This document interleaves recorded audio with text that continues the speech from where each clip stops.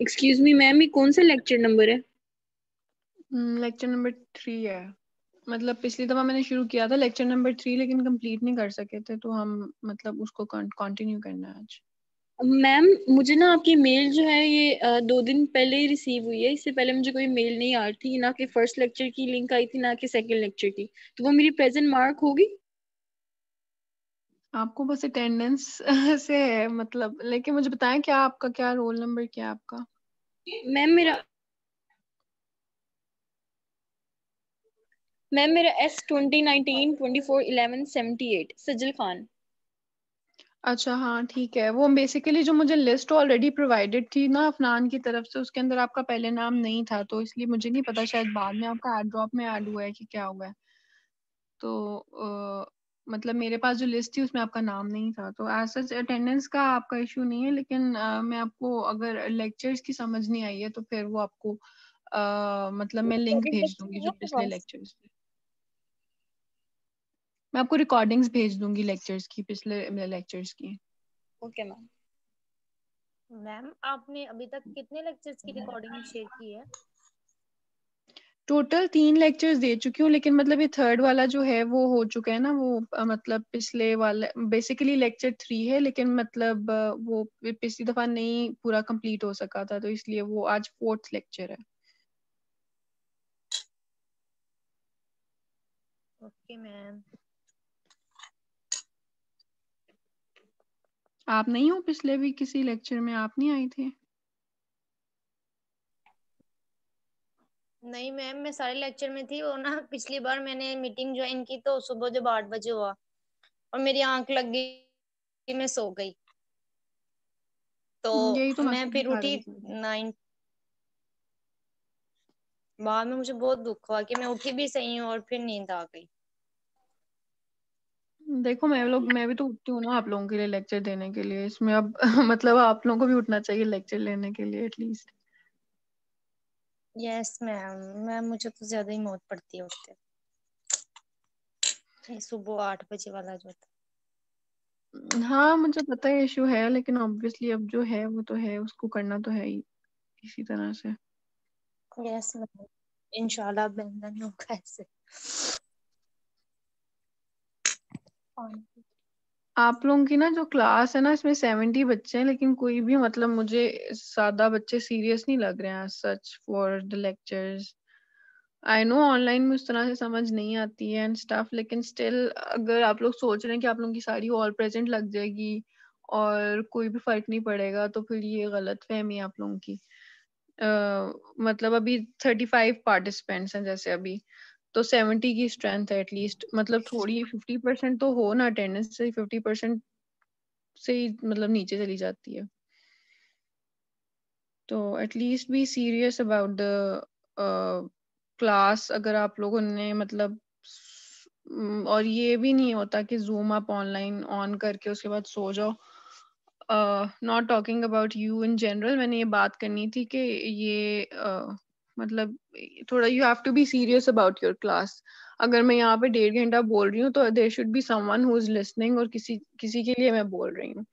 आपसे आप लोगों की अटेंडेंस जो है वो मैनुअली मार्क होगी. I will call out the names, मैं पहले से ही बता रही हूँ. मैं एवरी लेक्चर के एंड पे I will call out the names of all the students. और अगर आप आज मैंने जैसे लेक्चर लिया है पहले मोलेकुलर बायोलॉजी का, तो उसके अंदर अगर मैं 2 दफा एक नाम बोलूंगी और अगर वो बच्चा नहीं बोलता प्रेजेंट या वो नहीं होता, अगर वो बेशक पार्टिसिपेंट्स की लिस्ट में भी है मेरे पास, तो उसके बाद मैं उसकी एब्सेंट लगाऊंगी. अब इसके अलावा मेरे पास और कोई तरीका नहीं आप लोगों को सीरियस करने के लिए. Okay ma'am. Okay good.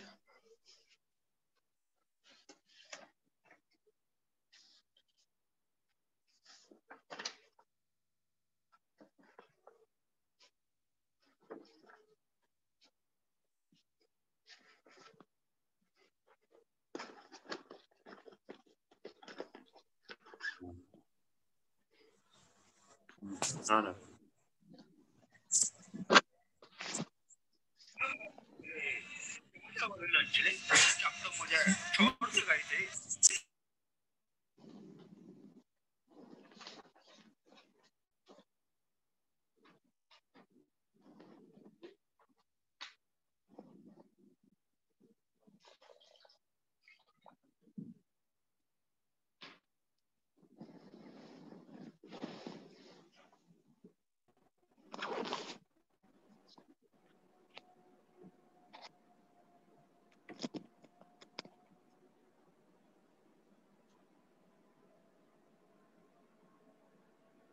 Thirty 37 participants हैं, टोटल 70 स्टूडेंट्स हैं. अब मुझे नहीं समझ आ रही है मैं क्या स्टार्ट करूं. मतलब 10 मिनट्स ऑलरेडी हो चुके हैं. उस दिन specifically I asked you guys कि if you are having any trouble, because I can understand कि you can have trouble because online class होती है, उस तरह से नहीं समझ आ पाता या मैं उस तरह से नहीं प्रॉपर समझा पाती. I was there on Wednesday at 12 PM. मैंने आप लोगों को कहा था, और ये नहीं था मैं स्पेशल आप लोगों की वजह से गई थी. It was an off day for me, but no one showed up. मतलब एटलीस्ट अगर आप लोगों ने किसी ने आना नहीं होता ना, तो एटलीस्ट मुझे बता दिया करो कि मैम नहीं, sorry we can not come, या हमें इतनी अच्छी समझ आ गई है कि हम लोग आना ही नहीं चाहते हैं, या हम मतलब समझना ही नहीं चाहते हैं, हम खुद ही कर लेंगे.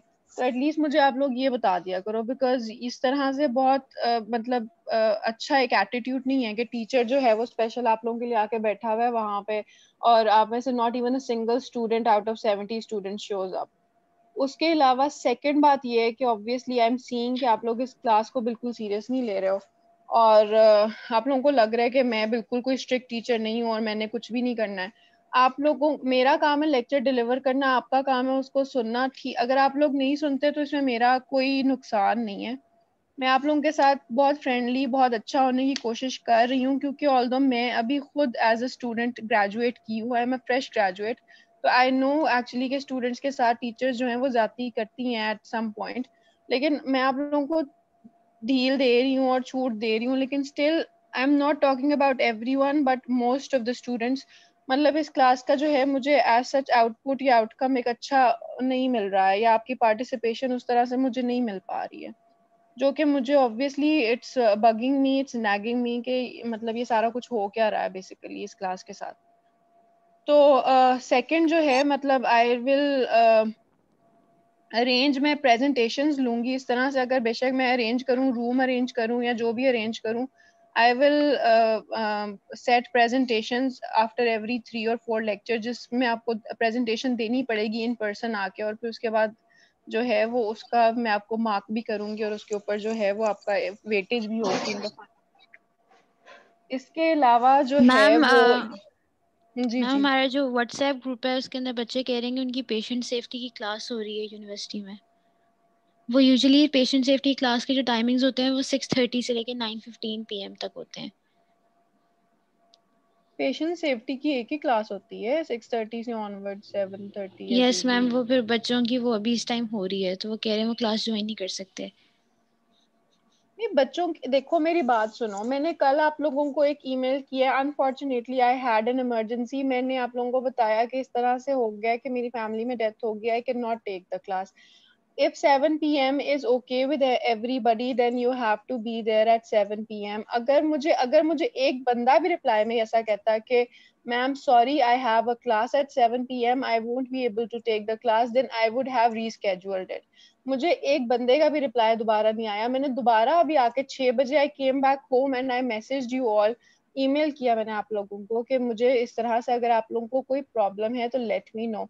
मुझे उस वक्त भी कोई नहीं बता रहा, और अब क्लास शुरू हो गई है और अब सारा कुछ, सारे बच्चे आ गए, आधे लोग आ गए, तो अब वो कह रहे जी हमारी क्लास है. अब एकदम से उनको याद आया हमारी क्लास है. ये एक एटीट्यूड नहीं है, मतलब I am really pissed off. इस ये कोई तरीका नहीं है. मैंने आप लोगों से पूछा था, अगर एक बच्चा भी मुझे आउट ऑफ 70 कहता कि ma'am I can not come, I have a class, या I have any other issue, मतलब मेरी फैमिली में फलाने मेरे दादे परदादे की बेटी की शादी भी है, तो आई वुड हैव सेड कि हाँ ठीक है, अब मैं क्लास को रीस्केड्यूल कर रही हूँ.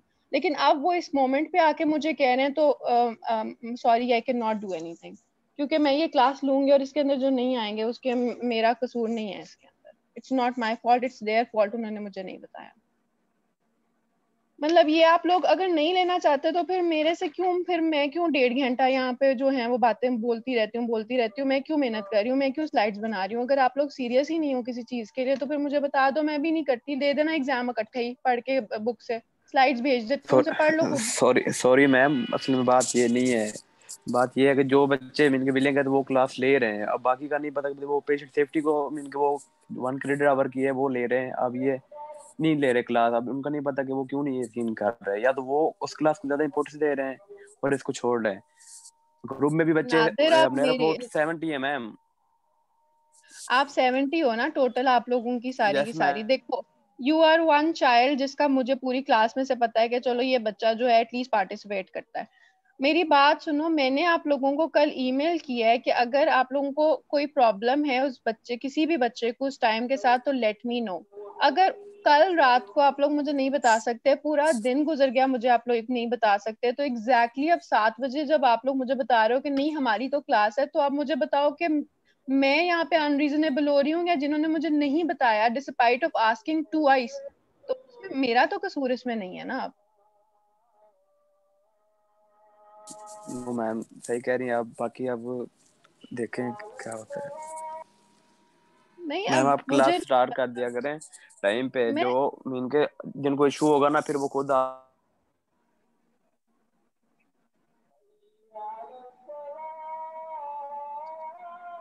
देखो मेरी बात सुनो, मैंने कल आप लोगों को मैसेज भी, ईमेल जो किया है उसमें लिखा हुआ था please let me know if any student has any issue with this timing, we can readjust but it has to be today. Meaning कि हम रीएडजस्ट कर लेते आज के पूरे दिन में, जिस वक्त भी आप सबके पास भी टाइम होता तो मैं निकाल लेती. अब वो इस वक्त मुझे कह रहे हैं इसमें मेरा कसूर नहीं है, अब लेट इट बी, मैं कुछ नहीं कर सकती. मतलब मुझे पता है मेरी तरफ से एक हुई है कि मैं नहीं ले सकी हूँ आज क्लास टाइम पे, बट अब वो नहीं आ रहा है तो it's not my fault. Yes ma'am, आप उन्हें छोड़ें, क्लास शुरू करते हैं. मैम जब चलो आप लेक्चर अटेंडेंस स्टार्ट की करें. वेटेज रखेंगे ना तो हर बच्चा फिर क्लास ऑटोमेटिकली लेगा. हाँ देखो मैंने दो चीजें की हैं, ठीक है. First of all I will mark your attendance, मतलब मैंने आप लोगों का, मेरे पास नाम आ गया, मैंने आप लोगों की अटेंडेंस मार्क करनी है पूछ पूछ के. I will call out the name twice. For example मेरे लिस्ट में पहली बच्ची का नाम है शिफा उमर, मैं 2 दफा शिफा उमर कॉल आउट करूंगी. अगर शिफा उमर मुझे रिप्लाई नहीं करेगी तो मैं उसको ऑटोमेटिकली एब्सेंट मार्क करूंगी, ठीक है. सेकेंडली ड्यूरिंग द लेक्चर इसमें से जैसे जो बंदे ऑनलाइन है, for example Nadir Hussain is online, ठीक है, अब वो पार्टिसिपेंट है, तो आई विल आस्क के specifically, for example Nadir Hussain you tell me मैंने इसमें क्या बताया है, या एमन हबीब टेल मी मैंने इसमें क्या बताया है. दिस इज द ओनली वे जिससे आप लोग थोड़े सीरियस हो सकते हो, बिकॉज मतलब मुझे और कोई तरीका नजर नहीं आ रहा मेरे पास. आप लोग इन पर्सन हो तो आई हैव अदर वेज के जिसकी वजह से आप बंदों को सीरियस कर सकूं, लेकिन अब ऑनलाइन तो इसके अलावा कोई मेरे पास है ही नहीं है, चारा नहीं है. I don't have any other way out. Ma'am जो पैथो का ग्रुप बना हुआ है ना व्हाट्सएप पे, उसमें फिर भी हम बच्चों को अपना वॉइस कर देंगे, वॉइस नोट भेज देंगे कि मैम इनके यही कह रही थी कि बच्चे क्लास लें, बच्चे इनके क्लास नहीं रह रहे, 70 है तो 40 या 36 बच्चे में इनके इधर ऐड हो रहे हैं, तो हम फिर भी उनको कह देंगे। आप ना एक मेल कर दे लास्ट जो बच्चे आज नहीं आए, मतलब उन लोगों को बताना चाहिए था ना, उनकी क्लास थी तो यार लास्ट मैं आऊंगी। वही तो कह रही हूँ शुमाइला, आप मेरी बात सुनो। आपको मैंने ईमेल किया, आपको 2 दफा मेरा ईमेल मिला है ना कि यस मैंने मैम, क्लास। किया था कि कोई आपको कोई प्रॉब्लम है तो मुझे, अगर किसी को एक बच्चे को भी प्रॉब्लम है और इस वक्त अगर उनकी पेशेंट सेफ्टी की, अव्वल तो जो पेशेंट सेफ्टी क्लास लेती है वो मेरी जो है क्लास फेलो है वही ले रही है, और वो ऑनलाइन लेती है क्लास, इतना मुझे पता है। अब कैंपस के अंदर तो पेशेंट सेफ्टी की I don't think so any class हो रही है या नहीं, लेकिन अब ठीक है, उन्होंने नहीं लेनी तो ना लें। अब मैं तो अटेंडेंस अपने अकॉर्डिंग ही लगाऊंगी। मैं आज ही क्लास शुरू कर दूं? अब आप लोगों ने मतलब, मुझे, मैं इतना ऑलरेडी स्ट्रेस्ड आउट हूँ सारी चीजों की वजह से, और मैं अब अच्छा भला जो है आप लोगों की वजह से, मुझे नहीं समझ आ रही है आप लोगों का क्या एटीट्यूड है और क्या करना चाह रहे हो। Ma'am I am so ma'am आप सॉरी, क्लास स्टार्ट आप कर क्लास दें, शुरू कर वैसे दें, भी आप हम कुछ जो है छोड़ें। लेक्चर्स में बहुत ज्यादा पीछे हैं अभी दूसरे बच्चों से। Okay yes ma'am. ठीक है, ठीक है। ओके, चलो आज भी हैव टू फिनिश दिस। इसके अलावा फिर ऑब्वियसली बिकॉज हम एक क्लास पीछे हैं तो हमें एक मेकअप क्लास भी रखनी पड़ेगी। वो आप मुझे ना व्हाट्सएप के ऊपर ही पूछ के, आप में से कोई एक बच्चा जो है मुझे व्हाट्सएप के ऊपर आपस में डिसाइड करके, when ever you people have free time, weekend के ऊपर या उससे बियॉन्ड, मतलब नेक्स्ट क्लास आपकी मंडे को है तो मंडे मंडे तक देख लो, अगर मंडे तक हो सकती है, या मंडे के बाद जो है मतलब थर्सडे तक जो भी गैप है, मतलब नेक्स्ट वीक तक आई वांट अनदर क्लास। मतलब मेरी ये मतलब 2 क्लासेस के बजाय आई वांटेड 3 क्लास, क्योंकि मैं आपकी जो है वो जो इतना जितना हम पीछे हैं उसको मैं कवर अप करा सकूं। तो आप उनसे पूछ लेना कि कब हो सकता है, ठीक है? मैम मैम मंडे आप को एक 7 सर्वे बजे डाल रख दें, ले, क्या? मंडे आप को इस पे एक 7 बजे सर्वे आप डाल रख लें। देना। नो मैम, मंडे को ना रखे, मैं शादी में जाना है। वही ना मैं मैम इस मंडे एग्जैक्टली। तरफ मैम बच्चों से अभी पूछ लें, बच्चे जो ऑनलाइन बैठे हैं ना मीन के, उनसे पूछ लें कि जो ट्यूसडे को फ्री है और जिस स्लॉट में फ्री है इधर ही आप मीन के सबको कह दें। मेल करने से बेहतर यही है, सब इधर क्यों प्रेजेंट भी है ना। ये किसी मैं भी हमें ये दिन, कह- लेकिन 4 बजे के बाद रखना, क्योंकि उससे पहले पहले क्लासेस होती हैं। नहीं मेरी बात सुनो, देखो आज भी मैंने 7 बजे इसीलिए रखी थी क्योंकि मुझे पता है आप लोगों की क्लासेस होती है, मैंने अपने क्लास लेनी होती है। मैं घर आई हूँ आज 6 बजे, मैं घर आई हूँ, ठीक है? तो भी अब मैम मेरी, 7 बजे की है। नहीं नहीं देखो, इस तरह से एक एक बच्चा ना बताए मैम आप मुझे। संडे को ले लें। आप लोग ना व्हाट्सएप ग्रुप पे डिसाइड करके सारा कुछ, सारे आपस में डिसाइड करके वो मुझे बता दो, मैम ये ओके क्योंकि मैम। डिसाइड फिर, करना बहुत मुश्किल है। Okay ma'am. नहीं ये ठीक है मैम, व्हाट्सएप ग्रुप में ही कर लेंगे, यहाँ पे बहुत कंफ्यूजन हो जाएगी, हर कोई बोलेगा, समझ भी नहीं आएगी। क्योंकि व्हाट्सएप ग्रुप हाँ में हर मैम एक हम का डिस्कस प्रॉब्लम है करके ना। आपको मेल कर देंगे। वहां पे भी हर कोई बोलेगा मैम, कभी आज तक डिसाइड नहीं हो पाया व्हाट्सएप ग्रुप में, जितने भी हमारा एक्सपीरियंस रहा है। लेकिन देखो फिर मेरी कोई मैम बात, मैम आप संडे को ही ना कोई 12:30 या 1 बजे क्लास ले लें, मुझे नहीं लगता किसी को इश्यू होगा सुबह टाइम उठने में, 12 बजे। यस मैम, ये सही कह रही है मैम। यार देखो, लेकिन मैम संडे को सारे बच्चे फ्री तो नहीं होते ना। वही ना मैम एग्जैक्टली। मैम आप सर्वे डाल दें, ये बहुत अच्छा आइडिया है, आप मेल करें एक सर्वे की, तो उसमें हम वोटिंग कर देंगे। वोटिंग ऐसे नहीं करनी ना, देखो मेरी बात सुनो, अगर एक बच्चा भी जो है ना वो नहीं ले सकता ना क्लास, तो मैं नहीं क्लास दे सकती, ये मैम मेरा कभी भी बात। 70 की स्ट्रेंथ पूरी होगी ही नहीं, ये आप मैम मैम जो आपको आज आइडिया, देखो मैम मेरी 50 बात, हो गई सबसे है। अच्छा आइडिया आज 2 क्लास ले लें। मैम ऐसे नहीं हो सकता कि उस लेक्चर की आप रिकॉर्डिंग करके तो हमें सेंड कर दें और हम लेक्चर वो खुद सुन लें। नो मैम हम ऑनलाइन ही लेना है मिलके आपके साथ, और रिकॉर्डिंग नहीं सुननी जाती बाद में। रिकॉर्डिंग वाकई नहीं सुनी जाती मैम, नहीं सुनी जाती। यस मैम, मल्टीपल अच्छा चलो क्वेश्चन आज की क्लास कर लो ना, चलो आज की क्लास लो फिर देख लेते हैं, ठीक है? Yes ma'am. चलो ओके, चलो आज की क्लास मैम एंड आपको स्टार्टिंग। असेसमेंट भी रख लें साथ ही। हाँ मैंने रखनी है क्योंकि आप लोगों को सीरियस करने का एक ही तरीका रह गया मेरे पास, वो आप लोग यस फिर मैम, करना। हमारे लिए मैम ये क्लास नंबर कौन सी है, आपका लेक्चर नंबर कौन सा है? 3। ये मैम आपका लिंक ही नहीं आता था मुझे। कौन हो आप? मैम फर्स्ट टाइम आया, सेकंड क्लास का लिंक आया है मुझे आज आपका। यार वो कुछ बच्चों की नहीं थी लिस्ट मेरे पास ना एडेड, अब आई है। तो मतलब मैम इसमें जो मेरा हमारे लेक्चर स्किप हो गया उनका क्या होगा? जिन जिन बच्चों को लिंक्स नहीं आते थे और अब लिंक्स आना शुरू हुए ना, वो बच्चे मुझे ईमेल कर दें अपना नाम और अपना जो आईडी है वो, तो मैं उनको लेक्चर्स की रिकॉर्डिंग्स भेज दूंगी, और अगर वो लेक्चर्स में से उनको कुछ ना समझ आए तो वो मुझसे आके पूछ सकते हैं, मतलब कोई भी चीज अगर नहीं समझ आती तो। ठीक है, okay okay ma'am, thank you. Okay. अब 20 मिनट ऑलरेडी गुजर चुके हैं, तो अब हम क्लास स्टार्ट करने लगे हैं। ठीक है, ओके। हम बेसिकली पढ़ रहे हैं इन्फ्लेमेशन, जिसके अंदर हमने पिछली दफा भी स्टार्टेड ऑफ विद इन्फ्लेमेशन, उसकी डेफिनेशन क्या होती है और उसमें क्या क्या होता है, और उसके अंदर बेसिकली एक्यूट इन्फ्लेमेशन होती है और क्रॉनिक इन्फ्लेमेशन होती है। तो बेसिकली आज हमारा टॉपिक जो है वो एक्यूट इन्फ्लेमेशन होगा। So, just to recall what we studied in the previous lecture, basically survival of all living organism requires that they should eliminate foreign invaders, for example, infectious pathogens and damaged tissue. These functions are mediated by a complex host immune response referred to as inflammation. Basically saying कि अगर जब भी हमारी body attack होती है by an infectious agent, for example a bacteria और a virus, या जब भी उसका कोई डेड टिश्यू होता है, जो हमने अभी पिछली दफा पढ़े थे, नेक्रोसिस और apoptosis were the two major pathways for the death of the cell. Whenever a cell is dead or whenever it is attacked by an infectious pathogen, उसमें आपके पास एक इम्यून रिस्पॉन्स या इम्यूनिटी आपकी जो डेवलप होती है against that in agent, उसको आप कहते हो इन्फ्लेमेशन।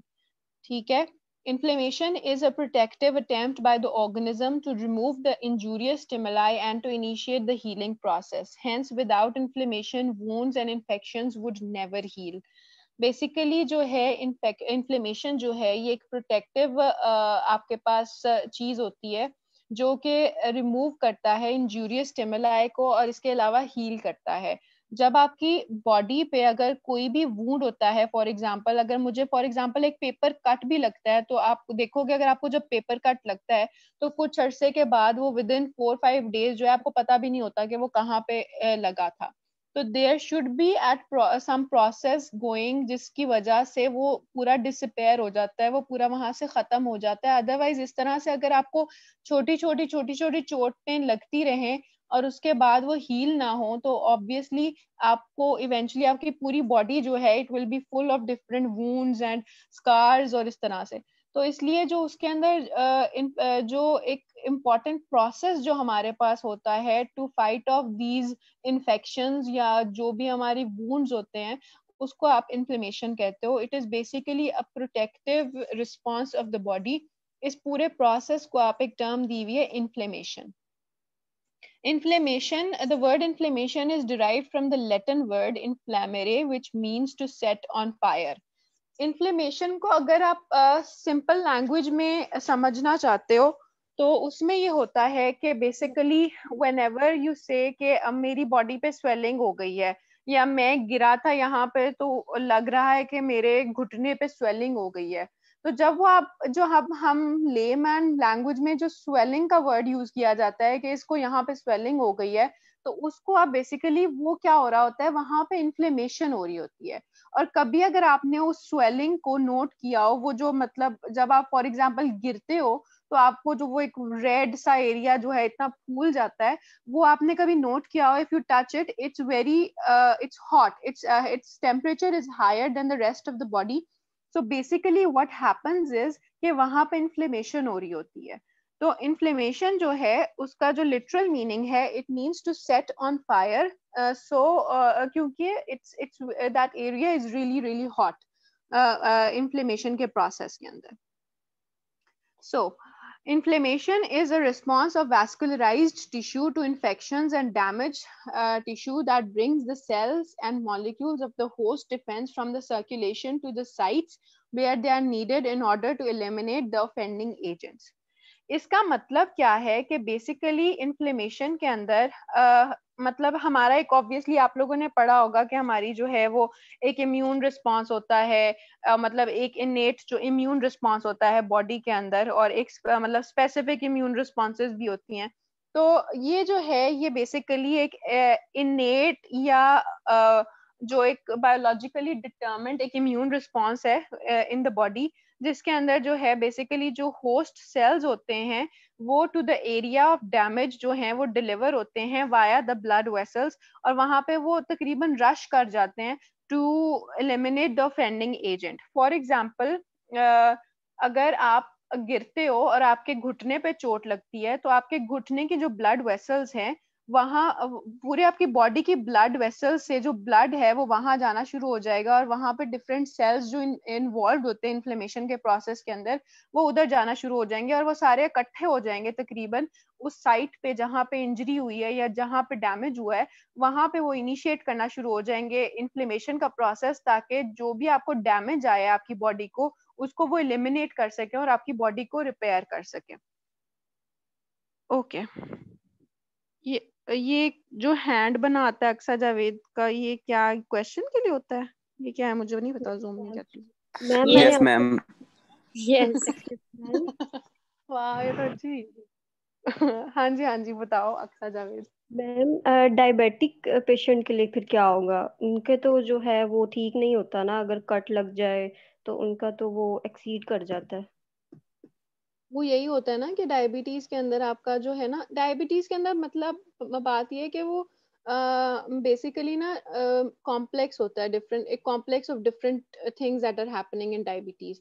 डायबिटीज के अंदर मोस्टली जो है आपके पेशेंट्स को जो है वो पाँव में स्टार्ट होता है, टो में स्टार्ट होता है। वो इसलिए क्योंकि होता है क्योंकि ना डायबिटिक न्यूरोपैथी एक चीज होती है जिसके अंदर जो है आपकी नर्व्स जो हैं वो वीक हो जाती हैं। तो जो आपको अगर फॉर एग्जांपल जो एक नॉर्मल बंदा है, जो एक नॉन डायबिटिक बंदा है, उसको अगर चोट लगती है तो उसको पता चल जाता है कि हाँ मेरे ना पाँव में चोट लगी है। तो लेकिन जो डायबिटिक्स होते हैं ना उनको पता ही नहीं चलता कि उनके पाँव में चोट लगी है, क्योंकि उनको सेंसेशंस नहीं हो रही होती। ये न्यूरोलॉजी से उसका थोड़ा सा ताल्लुक है। तो जब उसको पता ही नहीं है कि उसके पाँव में, इसीलिए डायबिटिक्स को ना कहते हैं कि आप लोगों ने रोज रात को सोने से पहले you have to see your feet अच्छी तरह से कि उस पर कोई चोट तो नहीं लगी हुई, कोई तो वो चोट लगी रहती है और वो वहां पे जो है उसको मतलब वो देखते नहीं है, इग्नोर करते हैं। इसके अलावा जो है डायबिटीज के अंदर ब्लड वेसल्स जो हैं वो आपकी मतलब प्रॉपरली उनके अंदर ना नॉन एंजाइमेटिक ग्लाइकेशन एक प्रोसेस होता है जो कि होता है दैट्स अबव योर लेवल, जो कि डायबिटीज के अंदर होता है, जिसकी वजह से जो है उनको ब्लड वेसल ब्लड का फ्लो भी नॉर्मल नहीं होता उस तक। तो इट्स अ कॉम्प्लेक्स वहां पे, इसलिए वो हील भी नहीं हो पाता है और वहां पे पूरी तरह से मीडिएटर्स भी जा नहीं पाते हैं और बंदे को पता भी नहीं होता है। तो इसलिए डायबिटिक्स जो है उनका वो हील नहीं करता, लेकिन मोस्टली जो होता है वो फीट में होता है। अगर उसको हाथ में लगती है कोई चोट तो वो उसको पता चल जाती है कि हाँ यहाँ पे मुझे चोट लगी है, तो उसको कुछ उसको देख लेता है, उसकी केयर कर लेता है। या अगर आप एक वुंड को मैम अनअटेंडेड छोड़ देते हो तो वो मतलब वो अनहील्ड रहता है फिर उस तरह से। मैम इट मीन्स कि वहाँ पे जो पेन की सेंसेशन है वो डिसेबल होगी। हाँ, सेंसेशंस जो होती है ना आपकी सेंसरी जो आपका सिस्टम है ना वो आपका बहुत कम हो जाती है, स्पेशली उनकी टोज के अंदर ना जो सेंसेशन, क्योंकि ना न्यूरोपैथी होती है कि नर्व्स डैमेज हो जाती हैं डायबिटीज के अंदर ना, तो वो आपको वो पेन फील ही नहीं होती है उस तरह से। मैम इसका ब्लड सप्लाई जो ब्लड फ्लो है वो कम होता है, तो इस वजह से भी तो होता है ना? हाँ, मैं वही कह रही हूँ ना कि मल्टी फैक्टोरियल है डायबिटीज के अंदर। मैं आपको कह रही हूँ ना कि डायबिटीज के अंदर आपकी जो ब्लड वेसल्स हैं वो भी डैमेज हुई होती है ना, तो आपका जो ब्लड सप्लाई है वो प्रॉपर नहीं हो पा रही होती है। तो अगर ब्लड सप्लाई नहीं होगी, क्योंकि जो इन्फ्लेमेशन के लिए आपको सारे मीडिएटर्स चाहिए ना वो सिर्फ और सिर्फ ब्लड के थ्रू ही पहुंचते हैं। Okay ma'am. ठीक है, यस मैम। लेकिन अभी अभी आप इन्फ्लेमेशन को जो है वो उस तरह से समझो कि फॉर एग्जांपल अगर एक कोई इन्फेक्शियस एजेंट आ गया है, फॉर एग्जांपल कोई बैक्टीरिया आ गया है या कोई वायरस आ गया है, तब इन्फ्लेमेशन होगी। इसके अलावा दूसरा आप ये समझ लो कि फॉर एग्जांपल अगर आपको कोई फिजिकल ट्रॉमा होता है तो तब इन्फ्लेमेशन होगी। लेकिन अगर बॉडी के अंदर वैसे भी अगर कोई मतलब प्रॉब्लम्स होते हैं तो फिर भी इन्फ्लेमेशन हो सकती है। तो हम आगे पढ़ेंगे कि कब कब कौन कौन सी इन्फ्लेमेशन होती है, उसकी टाइप्स क्या होती हैं। ठीक है, okay ma'am. Okay, I like the hand वाला फीचर, तो if anyone has question so इस तरह से पूछ लें मुझसे। तो okay, so inflammation is not harmful but in fact a protective response. इसके अंदर mediators होते हैं, जो mediators meaning ऐसे agents जो कि carry out करते हैं इस process को, उसको आप mediators कहते हो। तो इसके अंदर phagocytic leukocytes and leukocytes क्या होते हैं? white blood cells होते हैं। ये white blood cells का एक form होती है leukocytes। वो phagocytic phagocytosis आप लोगों ने पढ़ा होगा at some level के, आप engulf कर लेते हो जो किसी harmful substance को within yourself। अभी आगे हम पढ़ेंगे इसके बारे में भी। इसके अलावा एंटीबॉडीज होती हैं और कॉम्प्लीमेंट प्रोटीन्स होते हैं। कॉम्प्लीमेंट प्रोटीन्स जो है ये काफी डिटेल में हम कॉम्प्लीमेंट सिस्टम अभी पढ़ेंगे इसी लेक्चर के अंदर। तो वो चीज उसको आप कॉम्प्लीमेंट प्रोटीन्स कहते हो। और एंटीबॉडीज का आप लोगों ने पढ़ा होगा कि एंटीबॉडीज आजकल स्पेशली जो है कोविड के अंदर आप लोगों ने सुना होगा कि नहीं उस बंदे के अंदर एंटीबॉडीज आ गई हैं तो अब उसके अंदर जो है कोविड होने का चांस जो है दैट इज लेस। तो वो एंटीबॉडीज होती हैं, एंटीजन एंटीबॉडीज आप लोगों ने एट सम लेवल पढ़ा होगा। Okay, the process of inflammation delivers these cells and proteins to the damaged or necrotic tissue and foreign invaders such as microbes and activates the recruited cells and molecules which then function to get rid of harmful and unwanted substances. Basically what it is saying is कि inflammation जो है it is responsible for the delivery of these cells to the damaged area, ठीक है। इसके अलावा इनको activate करता है जो ये मीडिएटर्स जो आए हैं हमारे पास उनको, ताकि वो जो मतलब जो हीलिंग प्रोसेस है उसको वो बिगिन कर सकें, ठीक है। डिलीवरी होती है इसके अंदर, मतलब वो deliver the cells to the damaged area. Second thing is the activation of the cells and molecules to get rid of the unwanted substances or harmful substances. Okay, this is a historical background. I'll skip this because this is not really required. Okay, this is important. We discussed this in the previous lecture as well. Okay, what are the signs of inflammation? इसके अंदर कुछ Latin words हम use करते हैं जिसको for example जैसे रूबॉर है that is redness. आप लोगों ने देखा होगा कि अगर आप लोग अपने सारे जहन में जो है वो एक स्वेलिंग जो हम कहते हैं कि बच्चा गिरा है तो इसके सर पे स्वेलिंग होगी है, बाजू पे स्वेलिंग होगी है, उस चीज को अगर थोड़ा सा जहन में लेके आए तो ऑब्वियसली इट्स वेरी रेड। आप लोगों ने देखे होगा इट्स वेरी रेड। तो इसलिए इट्स उसका जो साइन होता है दैट इज रूबॉर रेडनेस। रेडनेस क्यों होगी? बिकॉज इंक्रीज्ड ब्लड फ्लो हो गया है। हमने ऑलरेडी पढ़ा है कि इन्फ्लेमेशन के अंदर जो मीडिएटर्स होते हैं वो ब्लड के थ्रू जो है वो to the site of damage पहुंचते हैं, तो ब्लड सप्लाई ब्लड फ्लो जो होता है वो इंक्रीज हो जाता है in case of inflammation. Tumor meaning swelling. Tumor का word जो है that is literally means swelling, मतलब एक मोटा हो जाता है वो, मतलब एरिया जो आपने देखा होगा वो रेज्ड सा हो जाता है, वो बड़ा सा एक वो बन जाता है।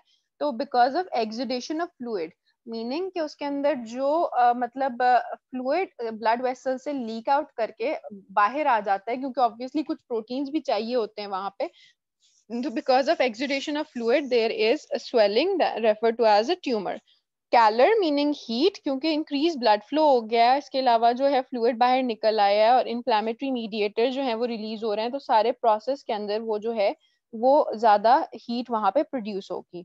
Dolour meaning pain, stretching of pain receptors and nerve by inflammatory exudates chemical mediators, ठीक है। अब हमने जैसे अभी डायबिटीज में हम कर रहे थे कि डायबिटीज के अंदर क्योंकि वो पेन रिसेप्टर्स ही उसके नहीं होते तो उसके अंदर मतलब पेन भी नहीं होती है। तो फंक्शनल ऐसे लॉस ऑफ फंक्शन, पेन की वजह से जो टिश्यू स्ट्रक्चर है पूरा का पूरा वो डिस्टरप्ट हो जाता है। और फाइब्रोप्लेजिया एंड मेटाप्लेजिया, मेटाप्लेजिया हमने पिछली जब सेल्यूलर अडेप्टेशंस का हमने लेक्चर पढ़ा था तब हमने पढ़ा था कि मेटाप्लेजिया के अंदर it is the replacement of one cell type with an other histological cell type. Basically it's मतलब एक पैथोलॉजिकल प्रोसेस है, मतलब ये नॉर्मली नहीं होता। इसके अलावा फाइब्रोप्लेजिया क्या होता है कि जब फाइब्रोसिस हो जाता है, फाइब्रस टिश्यू अगर किसी एरिया पे आके मतलब उसको नॉर्मल टिश्यू को अगर रिप्लेस कर देता है with fibrous tissue, it is referred to as the fibroplasia. Okay, these are some of the steps of inflammation. First is the recognition of the injurious agent. पहले वो injurious agent को recognize करती है body. इसके अलावा फिर आगे recruitment of leukocytes, फिर उस injurious एजेंट की जगह के ऊपर जो ल्यूकोसाइट्स हैं, that is our white blood cells, वो सारे अट्रैक्ट होते हैं.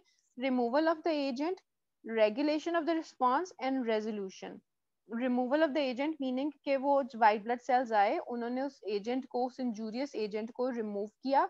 उसके अलावा फिर उसको नॉर्मलाइज किया, उस टिश्यू को. Obviously it has to come back to normal. इसको नॉर्मलाइज किया और उसको बाद उसको रेजोल्व कर दिया, मतलब वो ठीक हो गया इवेंचुअली. एट दिस पॉइंट मैं आप लोगों को बताना चाहूंगी कि इन्फ्लेमेशन जो है basically it is an attempt by the body to get rid of unwanted substances या injurious substances. लेकिन इसका मतलब ये हरगिज नहीं है कि इन्फ्लेमेशन जो है इट ऑलवेज विंस. ठीक है. अब इसके अंदर जो हमारा, अभी आप लोगों ने साइटोकाइन स्टॉर्म जो है वो बहुत ज्यादा पढ़ा होगा कोविड के केस में. उसके अंदर अब जब कहते हैं साइटोकाइन स्टॉर्म आ गया उस बंदे के अंदर, तो basically it is type of मतलब इन्फ्लेमेटरी रिस्पॉन्स या इम्यून रिस्पॉन्स उस बंदे के अंदर हो रहा होता है. लेकिन वी हैव सीन कि जिस बंदे के अंदर मोस्टली साइटोकाइन स्टॉर्म आता है तो उसके अंदर वो कोविड से नहीं बच पाता है एंड ही डाइज. मीनिंग के जो बाकी हो सकता है कि जो पैथोजन है या जो इन्वेडिंग एजेंट है, फॉर एग्जाम्पल कोरोना वायरस जो है, that is strong enough to kill the person. तो it is just an attempt, it is not for sure कि इन्फ्लेमेशन से हमेशा हर चीज हील हो ही जानी है. ठीक है. It is just an attempt. Mostly अगर छोटी कोई इंजरी है तो ऑब्वियसली वो हील होगी, लेकिन अगर अगर बहुत मतलब कोई बड़ी इंजरी है तो उसके अंदर वो हील नहीं हो पाएगी. Okay. There are two types of. जी जी मैम, इसका मतलब जो इन्फ्लेमेशन है वो एक नॉर्मल प्रोसेस है बॉडी के लिए?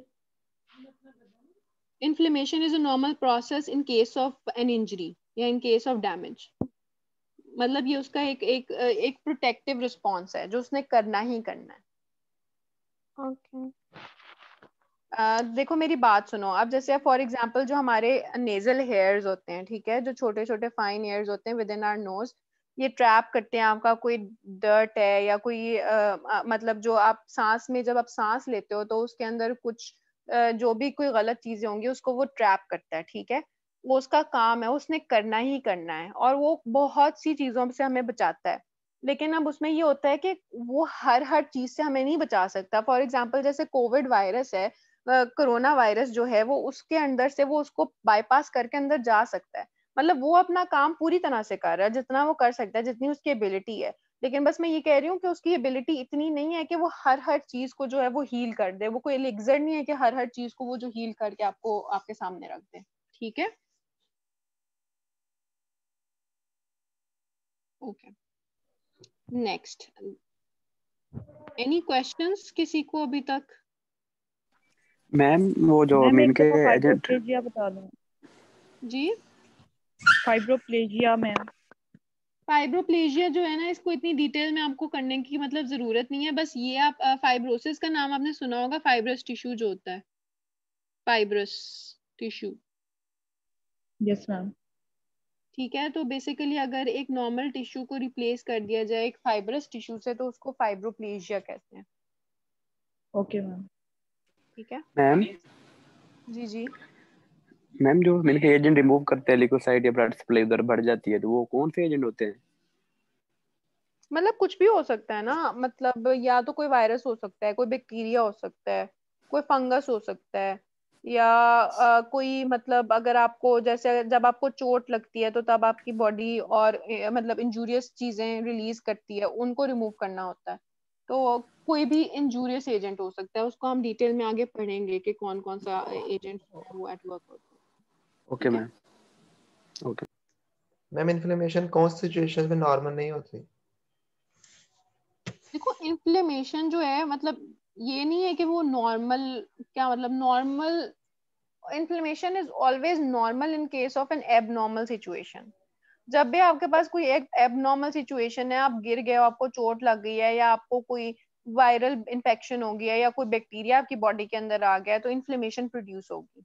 मतलब वो हमेशा होगी, वो अपने अटेम्प्ट करेगी मतलब टू बी देयर.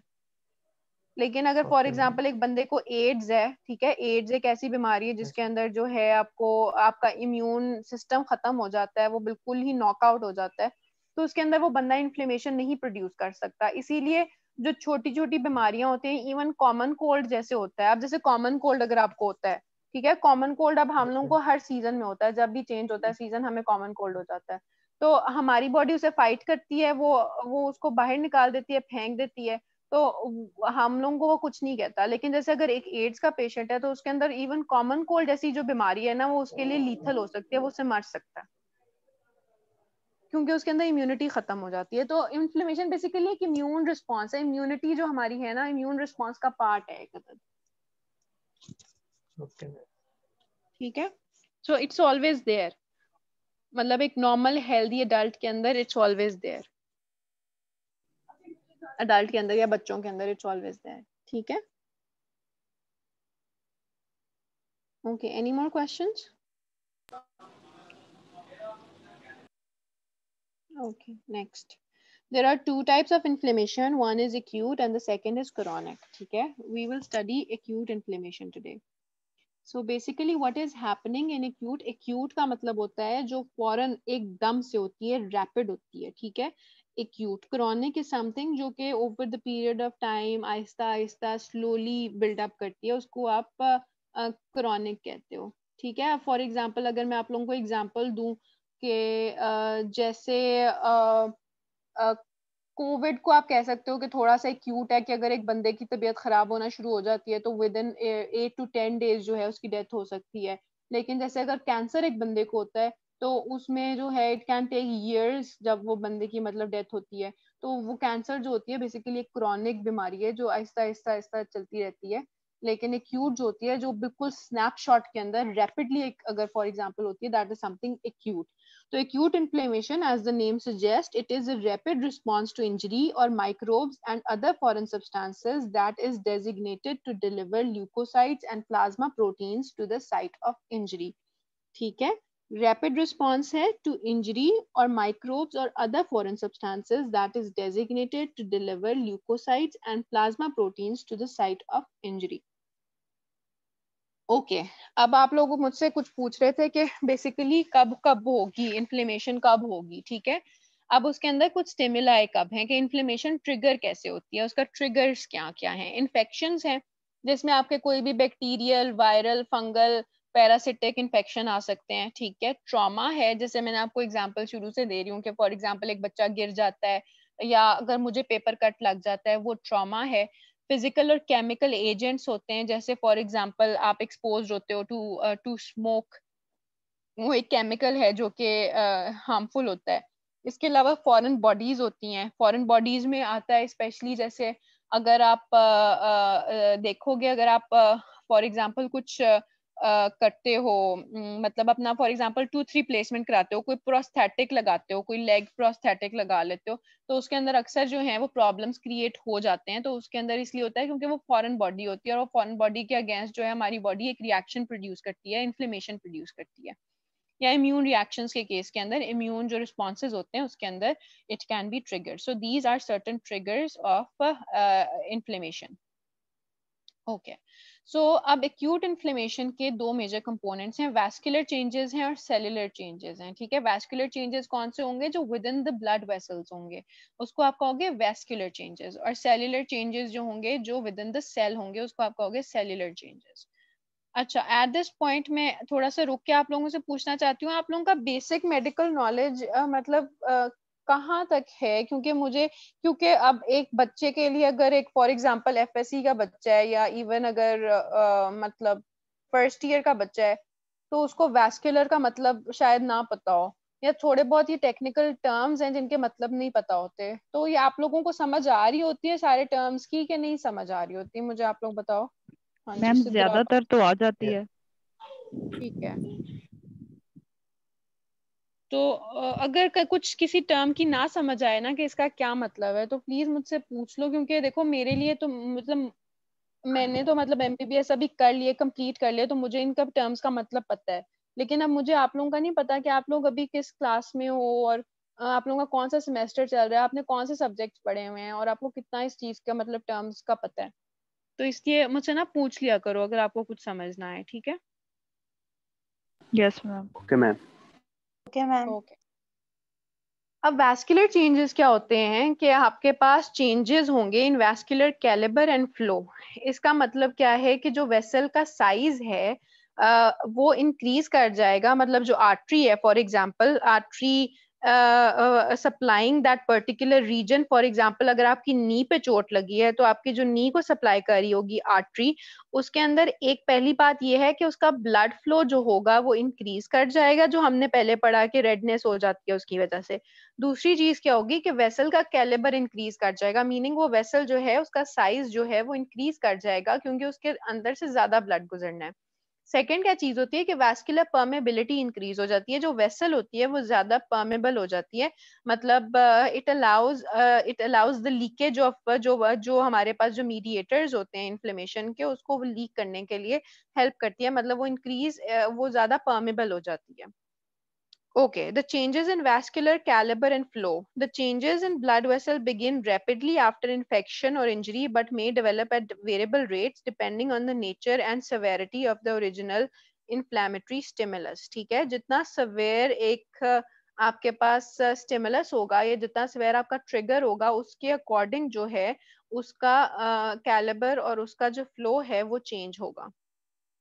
So, अब इसके अंदर ये this is an important slide, इसके अंदर बेसिकली एक्सुडेट और ट्रांसुडेट का टर्म लिखी गई है, इसके बारे में हम ना एंड पे डिस्कस करेंगे।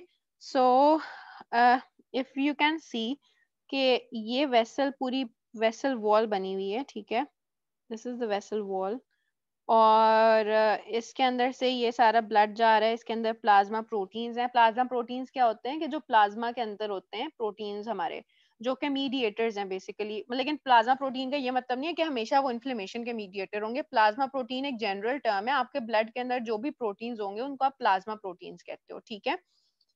अब इसके अंदर ना दो चीजें होती हैं, एक होता है हाइड्रोस्टैटिक प्रेशर, एक होता है कोलॉइड ऑस्मोटिक प्रेशर।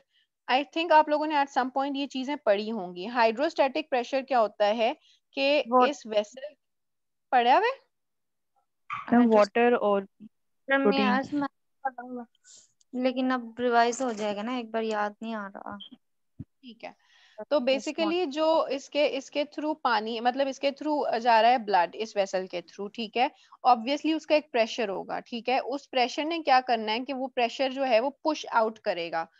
मतलब फॉर एग्जांपल देखो, एक पाइप में से अगर पानी जा रहा है अंडर प्रेशर, तो उस पाइप का प्रेशर क्या होगा, आउटवर्ड्स पुश करेगा, तो लिहाजा जो है ये जो फोर्स होती है दैट इज आउटवर्ड्स, ठीक है। लेकिन कोलॉइड ऑस्मोटिक प्रेशर क्या होता है, मतलब ये पानी को आउटवर्ड्स मूव करता है, जो हाइड्रोस्टैटिक प्रेशर होता है। अब कोलॉइड ऑस्मोटिक प्रेशर क्या होता है कि फॉर एग्जांपल इसके अंदर जो ये प्लाज्मा प्रोटीन्स पड़े हुए हैं, ऑब्वियसली इन्होंने भी तो वाटर अट्रैक्ट करना है ना। आप लोगों ने अगर जो वो ऑस्मोलैरिटी का या हाइपोटोनिक, हाइपरटोनिक, आइसोटोनिक सारा पढ़ा होगा एट सम पॉइंट, उसमें होगा कि जैसे ये जो प्रोटीन्स हैं ये सॉल्यूट्स हैं, ऑब्वियसली इन्होंने भी अट्रैक्ट करना है वाटर अपने अंदर, तो लिहाजा जब ये वाटर अपने अंदर अट्रैक्ट करेंगे तो this is because of the colloid osmotic pressure, ठीक है। जो ये आउटवर्ड नॉर्मली क्या होता है कि ये जो आउटवर्ड प्रेशर होता है वाटर का, this is balanced by the inward pressure, ठीक है। लिहाजा जो नॉर्मल जो विद इन द वेसल जो ब्लड रहता है ना वो मतलब वो वहीं रहता है। I will tell you again कि देखो ये है हाइड्रोस्टैटिक प्रेशर, ठीक है। Hydrostatic pressure is responsible for pushing the fluid outwards. The plasma colloid osmotic pressure is responsible for pushing the fluid inwards. ठीक है, अगर पूरा का पूरा सिर्फ hydrostatic pressure he at play हो तो पूरा का पूरा जो फ्लूइड है या पानी है with in the blood vessels वो लीक कर जाएगा और आपकी ब्लड वेसल जो है वो खाली हो जाएगी, उसके अंदर पानी वाटर रहेगा ही नहीं। तो लिहाजा जो ये दोनों फोर्सेस होती हैं ये आपस में इस तरह से इनका एक वेल बैलेंस्ड सिस्टम बना होता है that is responsible for maintaining the volume of fluid with in the blood vessel. ना ये बहुत ज्यादा उसको कहता है कि ये बिल्कुल ही वेसल वो खाली कर दे, और ये जो प्लाज्मा कोलॉइड ऑस्मोटिक प्रेशर है वो उसको वेसल को भरा भरा रखती है और उसको बहुत ज्यादा आती है, ठीक है। अब अगर फॉर एग्जांपल आपके पास इंक्रीज्ड हाइड्रोस्टैटिक प्रेशर होता है, ठीक है, अगर फॉर एग्जांपल इसके केस में अगर आप देखें कि अगर आपके पास अभी ट्रांसुडेट एक्सुडेट को छोड़ते हैं, ठीक है, अगर आपके पास हाइड्रोस्टैटिक प्रेशर इंक्रीज करेगा तो there will be a leakage of fluid, ठीक है, अभी हमने क्या पढ़ा है कि उसके अंदर क्या होता है, इन्फ्लेमेशन के अंदर आपका blood volume, blood flow increase करता है। नेचुरली अगर आप बस इमेजिन करें कि अगर एक पाइप के through particular amount of water जा रही थी और अगर उसका वाटर का वॉल्यूम इंक्रीज कर गया है तो ज्यादा जाहिर सी बात है उसका हाइड्रोस्टैटिक प्रेशर इंक्रीज करेगा, तो लिहाजा ये वाला जो हाइड्रोस्टैटिक प्रेशर है ये ज्यादा हो जाएगा और फ्लूइड जो है वो लीक करना शुरू हो जाएगा आउटवर्ड्स। ठीक है, तो अब आगे जो है ये मैं अभी फिलहाल जो है एक्सुडेट और इसके अंदर नहीं जा रही बिकॉज ये आप लोगों को भी कंफ्यूज करेगा कि एक्सुडेट और ट्रांसुडेट क्या होता है। ठीक है, तो आगे मैं चलती हूँ। ओके,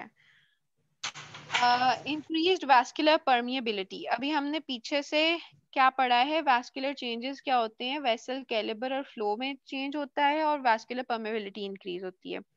कैलिबर क्या होता है, बढ़ जाता है, फ्लो क्या होता है, बढ़ जाता है। ठीक है, अब हमने दूसरी चीज कौन सी आ गई है, वैस्कुलर परमिएबिलिटी।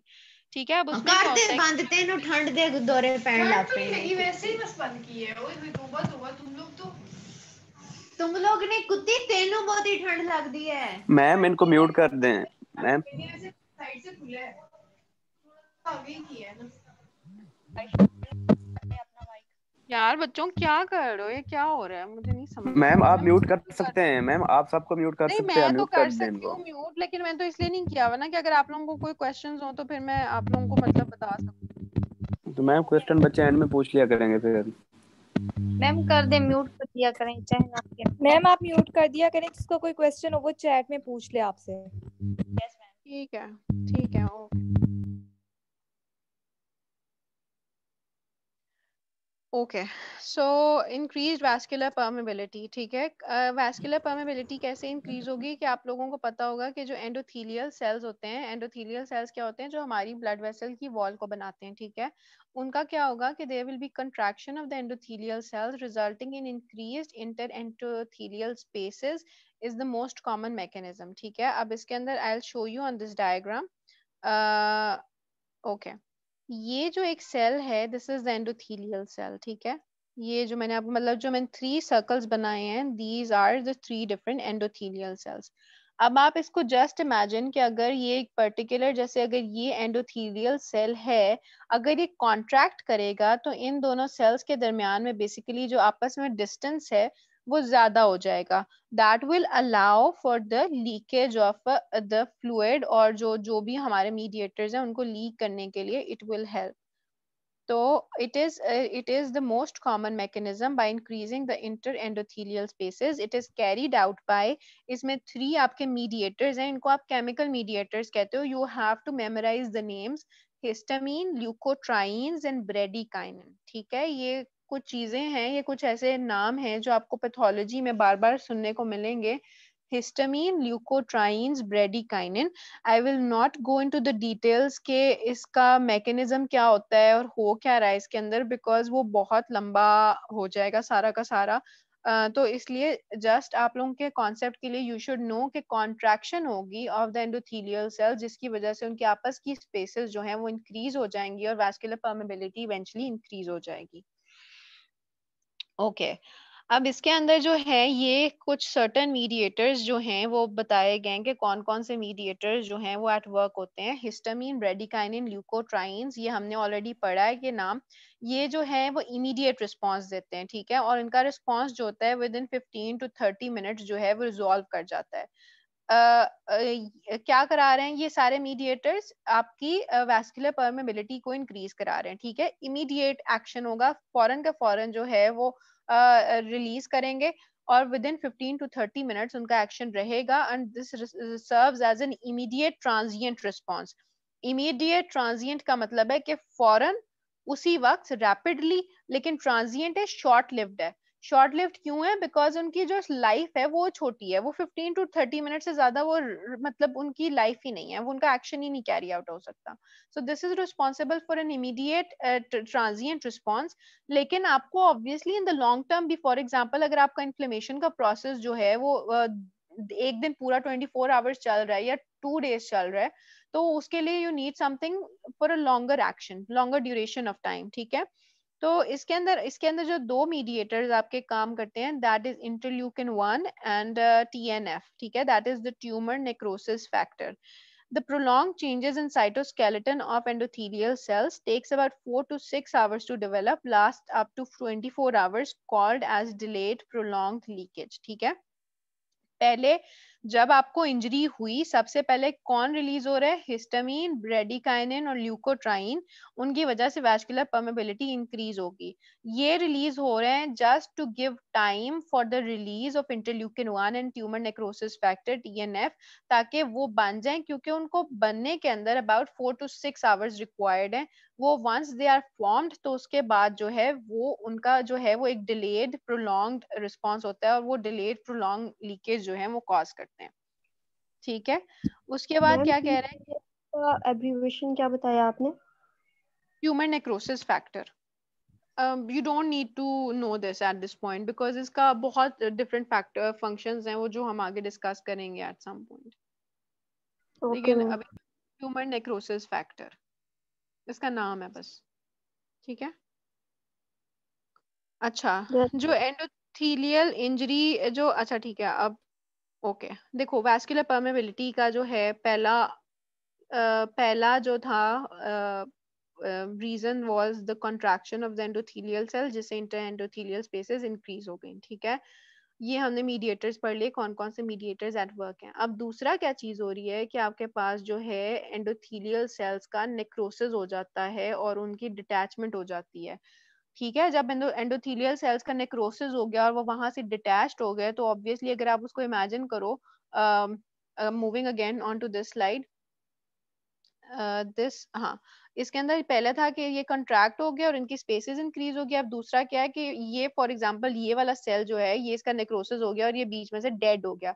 अब ऑब्वियसली ये जब ये डेड होगा तो इन दोनों जो ये सेल है और ये सेल है, इन दोनों के दरमियान का जो डिफरेंस है वो ज्यादा, इनके दरमियान जो है एक स्पेस जो है वो ज्यादा हो जाएगी, that will allow for the leakage of the proteins और उसको ज्यादा परमेबल कर देगा. ठीक है, तो जो दूसरा हमारा जो रीजन है या दूसरा जो प्रोसेस होता है वो होता है endothelial injury resulting in endothelial cell necrosis and detachment. It is because of the direct damage, या तो डायरेक्ट डैमेज होता है एंडोथीलियल सेल को, फॉर एग्जांपल क्योंकि आपका ब्लड फ्लो बहुत ज्यादा हुआ है उस जगह के ऊपर, तो वो एंडोथीलियल सेल्स जो है वो डैमेज हो सकते हैं इंक्रीज प्रेशर की वजह से. इसके अलावा दूसरा जो है वो माइक्रोब्स की वजह से हो सकता है. माइक्रोब्स मीनिंग कोई भी बैक्टीरिया है या वायरस है, या माइक्रोबियल टॉक्सिन्स हो सकते हैं. Microbial toxins for example certain bacteria जो हैं वो प्रोड्यूस करते हैं टॉक्सिन्स जो कि एंडोथीलियल डैमेज करा सकते हैं. उसके अलावा फोर्थ फैक्टर क्या है, neutrophils that adhere to the endothelium also amplify the reaction. Neutrophils obviously one of the type of जो वाइट ब्लड सेल्स हैं जो कि मेजर रोल प्ले करते हैं इन इन्फ्लेमेशन. ये एंडोथीलियम के साथ जाके चिपक जाते हैं, they adhere to the endothelium and are also responsible for the endothelial injury. ठीक है, do you have any questions because this seems to be a bit difficult अभी at this level. Ma'am previous slide जो अभी आपने पढ़ाई है उसके अंदर जो 4 नीचे लिखे हुए हैं ड्यू टू, इसके अंदर जो फोर्थ वाला है neutrophils that adhere to endothelium also amplify the reaction, ये एक बार दोबारा एक्सप्लेन कर दें. इसका मतलब मैं ये आपको बता रही हूँ कि एंडोथीलियल इंजरी की समझ आ गई है ना आपको, कि एंडोथीलियल इंजरी हो रही है और एंडोथीलियल सेल जो है वो खत्म हो रहा है, डेड हो रहा है. Yes ma'am, yes ma'am. ठीक है ना, अब उसका रीजन क्या है, पहला ये है कि या तो उसको डायरेक्टली कोई डैमेज हो रहा है, फॉर एग्जांपल जैसे इंक्रीज ब्लड फ्लो हुआ है वहां पे तो डैमेज हो गया है, या फॉर एग्जांपल अगर मैं गिरी हूँ मुझे चोट लग गया है तो उस जगह का एंडोथीलियम भी डैमेज हो गया. ऑब्वियसली अगर उसकी ब्लड वेसल्स डैमेज हुई है तो उसका एंडोथीलियम डैमेज हुआ है. ठीक है, दूसरी चीज होती है माइक्रोब्स, फॉर एग्जांपल बैक्टीरिया या वायरसेस या टॉक्सिन्स जो वो प्रोड्यूस करते हैं उनकी वजह से. फोर्थ चीज क्या है कि जब आपके पास जब भी इन्फ्लेमेशन होगी ना तो आपके पास न्यूट्रोफिल्स जो होते हैं ना, जो कि वाइट ब्लड सेल्स की एक टाइप होते हैं जो कि इन्फ्लेमेशन के अंदर मेजर रोल प्ले करते हैं, वो वहां पे आके ब्लड वेसल्स के साथ अटैच होना शुरू हो जाते हैं. ठीक है, वो भी हमने एक डिटेल में प्रोसेस आगे पढ़ना है. तो जब अटैच होते हैं आके वाइट ब्लड सेल्स जो न्यूट्रोफिल्स उस वॉल के साथ एंडोथीलियम के साथ, तो वो सारे प्रोसेस को फैसिलिटेट करते हैं और उसको मतलब उसको encourage करते हैं ऑफ द डेथ और the necrosis of the endothelium. ठीक है, yes ma'am, thank you. Ma'am diagram जी जी, कौन सी वाली? ये वाली? Excuse me ma'am. जी जी जी, बोले बोले। हेलो,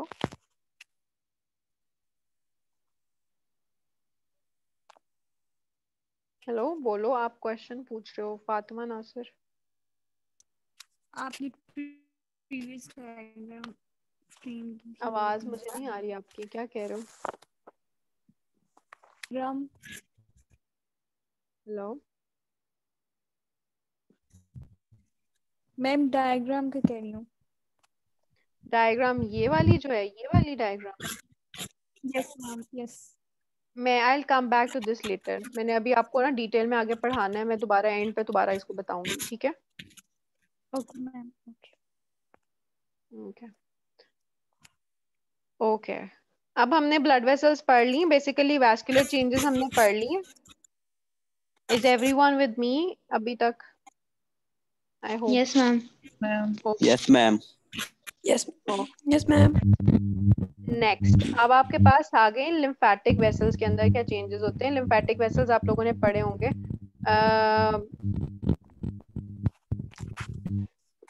मैंने म्यूट तो किया हुआ है, लेकिन ये सारे फिर भी म्यूट नहीं हो रहा है। नहीं हो गया? अच्छा अच्छा, सुनो, अब लिम्फेटिक, अब आगे हमारे पास लिम्फेटिक वेसल्स की, लिम्फेटिक वेसल्स के अंदर क्या चेंजेस आते हैं, ठीक है?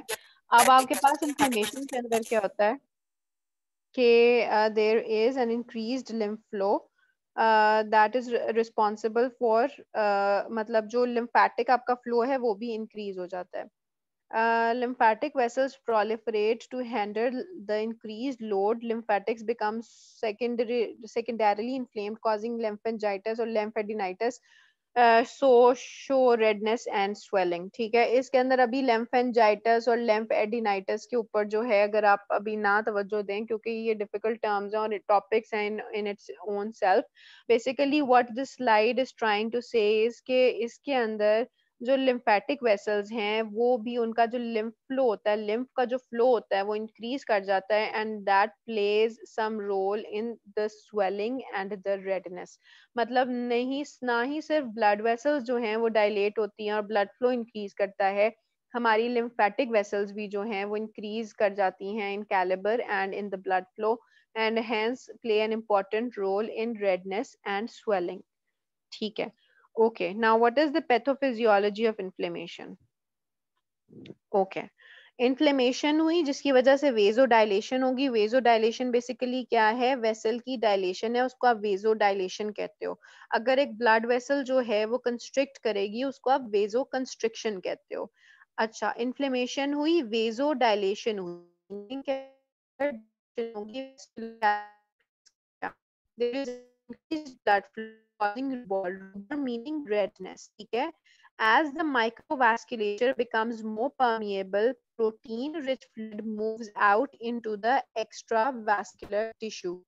ठीक है, हमने पहले पढ़ लिया कि उसका जो है कैलिबर इंक्रीज हो गया, उसके अलावा परमेबिलिटी इंक्रीज होगी। अभी जो हमने दो चीजें पढ़ी थी, एंडोथीलियल सेल नेक्रोसिस और एंडोथीलियल सेल कॉन्ट्रैक्शन, उसकी वजह से वो ज्यादा परमिएबल हो गया। उसमें जो है जो प्रोटीन्स होंगे विद इन द ब्लड वो लीक करेंगे इनटू द एक्स्ट्रावास्कुलर स्पेस, मतलब आउटसाइड द ब्लड वेसल्स। जो anything that is outside the blood vessel is referred to as extravascular, anything within the blood vessel is referred to as the intravascular.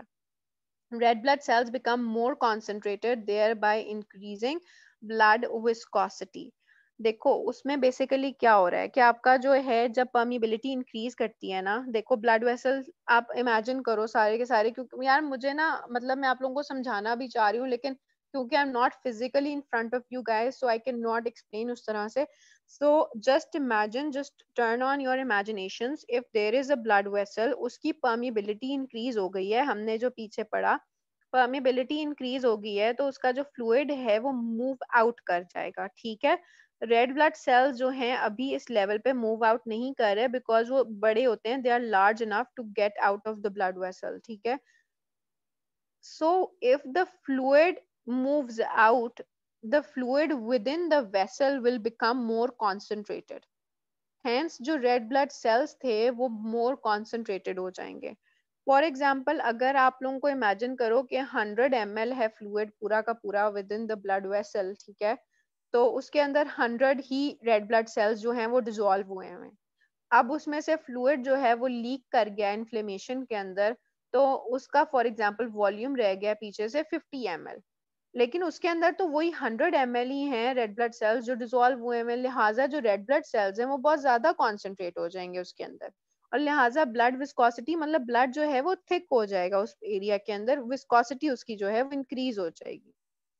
लिहाजा they will be a slowing of circulation, मतलब जो circulation आपकी जो blood flow कर रहा था through the vessels वो slow हो जाएगा, बिकॉज ब्लड थिक हो चुका है इस पॉइंट पे, जिसको आप स्टेसिस कहते हो। स्टेसिस क्या होता है basically? It's the slowing of the blood flow. Stasis आप अगर जैसे वर्ड आप लोगों ने पढ़ा होगा, स्टेसिस का मतलब है ठहराव, अगर ठहर जाए कोई चीज उसको आप कहते हो स्टेसिस हो गया, स्टेसिस में वो चली गई है। तो अगर वो ब्लड फ्लो जो है वो स्लो हो गया तो उसको we call it stasis.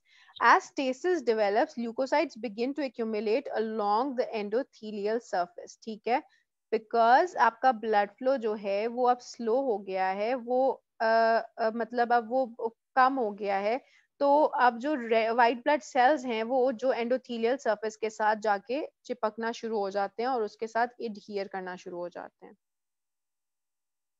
Okay, you can see this is the normal vasculature इसके अंदर। अब उसके अंदर इन्फ्लेमेशन के अंदर क्या हुआ है कि पहले जो है वो वेजो डायलेशन हुई है, ठीक है, इसके अलावा जो फ्लूइड है ये देख रहे होंगे कि ये नॉर्मल आपका एक वो ब्लड वेसल्स थी और सारा कुछ एक नॉर्मल चल रहा था, ठीक है। अब इसके अंदर क्या हुआ है कि आपकी वेजो डायलेशन हो गई है, मतलब आप देख रहे होंगे, यू कैन क्लियरली सी जो वेसल्स हैं उनका जो कैलिबर है वो इंक्रीज कर गया है। इसके अलावा आप ये छोटे छोटे प्रोटीन्स भी देख रहे होंगे, तो इसका ये मतलब है कि ये लीकेज हो गई है इन प्रोटीन्स की और फ्लूइड की इनटू द सराउंडिंग जो एक्स्ट्रा वास्कुलर स्पेस है उसके अंदर हो गई है, ठीक है। अब आई विल गिव यू दोबारा से I will just give you a very quick summary. Basically क्या हुआ है कि ट्रिगर आया, ठीक है, पर्टिकुलर एरिया पे। फॉर एग्जांपल मैं आपको एग्जांपल देती हूँ, ठीक है। मेरे हाथ पे बहुत जोर से चोट लगती है, ठीक है, वो ट्रिगर आ गया, इंजरी हुई, ट्रॉमा हुआ, ठीक है। अब ट्रिगर आया, मेरी ब्लड फ्लो जो है हाथ का वो बहुत ज्यादा इंक्रीज हो जाएगा, बहुत ब्लड फ्लो जाना शुरू हो जाएगा वहां पे। इसके साथ जो है एंडोथीलियम, जो एंडोथीलियल सेल्स हैं वो कॉन्ट्रैक्ट हो जाएंगे, कुछ की डेथ हो जाएगी क्योंकि ऑब्वियसली मुझे डैमेज हुआ है, तो लिहाजा उसकी परमेबिलिटी इंक्रीज कर जाएगी। पहले इनिशियली जो है वो ब्लड फ्लो बहुत ज्यादा इंक्रीज होता है और वो जाता है सारा का सारा ब्लड उस एरिया के अंदर।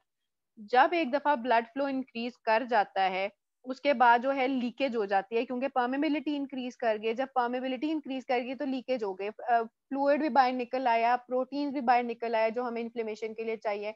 अब जो बाकी जो बचा है ना फ्लूइड उस वेसल के अंदर वो कम हो गया है, लिहाजा जो रेड ब्लड सेल्स हैं वो ज्यादा कॉन्सेंट्रेटेड हो गए मतलब वेसल के अंदर। जब वो कॉन्सेंट्रेट हो गए तो वो ब्लड फ्लो जो है वो खुद ब खुद ही बहुत स्लो हो गया, मतलब वो स्टेसिस होना शुरू हो गया, बिकॉज जो ब्लड है उस एरिया के अंदर वो थिक हो गया, उसके अंदर से जो पानी था वो काफी हद तक निकल चुका है। क्योंकि ब्लड अब थिक हो गया और वो स्टेसिस हो गया, तो अब क्योंकि वो ब्लड जो है it is moving very slowly now, अब वो स्लो मूव कर रहा है now, it is since it is moving very slowly, तो व्हाइट ब्लड सेल्स जो होंगे विद इन आवर ब्लड वो जो है वो एडहियर करना शुरू हो जाएंगे to the endothelium. So this is what is happening up till now. समझ आई है कि नहीं समझ आई? बिकॉज थोड़ा यस कंफ्यूजिंग मैम, है आ ये। गई है। Okay yes good ma'am, clear हो गया। मैम हाँ जी, मैम ये भी कह सकते हैं कि क्लॉट वगैरह बनना स्टार्ट हो जाएगा। नहीं नहीं, क्लॉट नहीं बनता है, थिक होता है बस, क्लॉट नहीं बनता है, क्लॉट बहुत आगे की चीज होती है। ओके, सो सेलुलर इवेंट्स अभी हमने पढ़ ली, वैस्कुलर इवेंट्स के ब्लड वेसल्स के अंदर क्या हो रहा है, ठीक है। अब हम आ रहे हैं सेलुलर इवेंट्स को, ठीक है। आप लोग ना जो पढ़ रहे होते हैं ना चीज, उसको ना थोड़ा माइंड में रखा करो कि हमने शुरू में पढ़ा था कि उसमें वैस्कुलर चेंजेस होंगे और सेलुलर चेंजेस होंगे। अब we have discussed the vascular changes, now we are moving on to the cellular changes. An important function of the inflammatory response is to deliver the leukocytes to the site of injury and to activate them. We have discussed this a couple of times before कि delivery होनी है of the white blood cells to the site of injury और उनकी activation होनी है. White blood cells के अलावा भी बाकी जो inflammatory mediators हैं जो हमने शुरू में पढ़े थे, complement and blah blah, वो सारे के सारे जो हैं वो उनको भी activate करना है. ठीक है. अब ये एक लंबा एक मुश्किल चीज है जो कि at play होती है. Okay. I will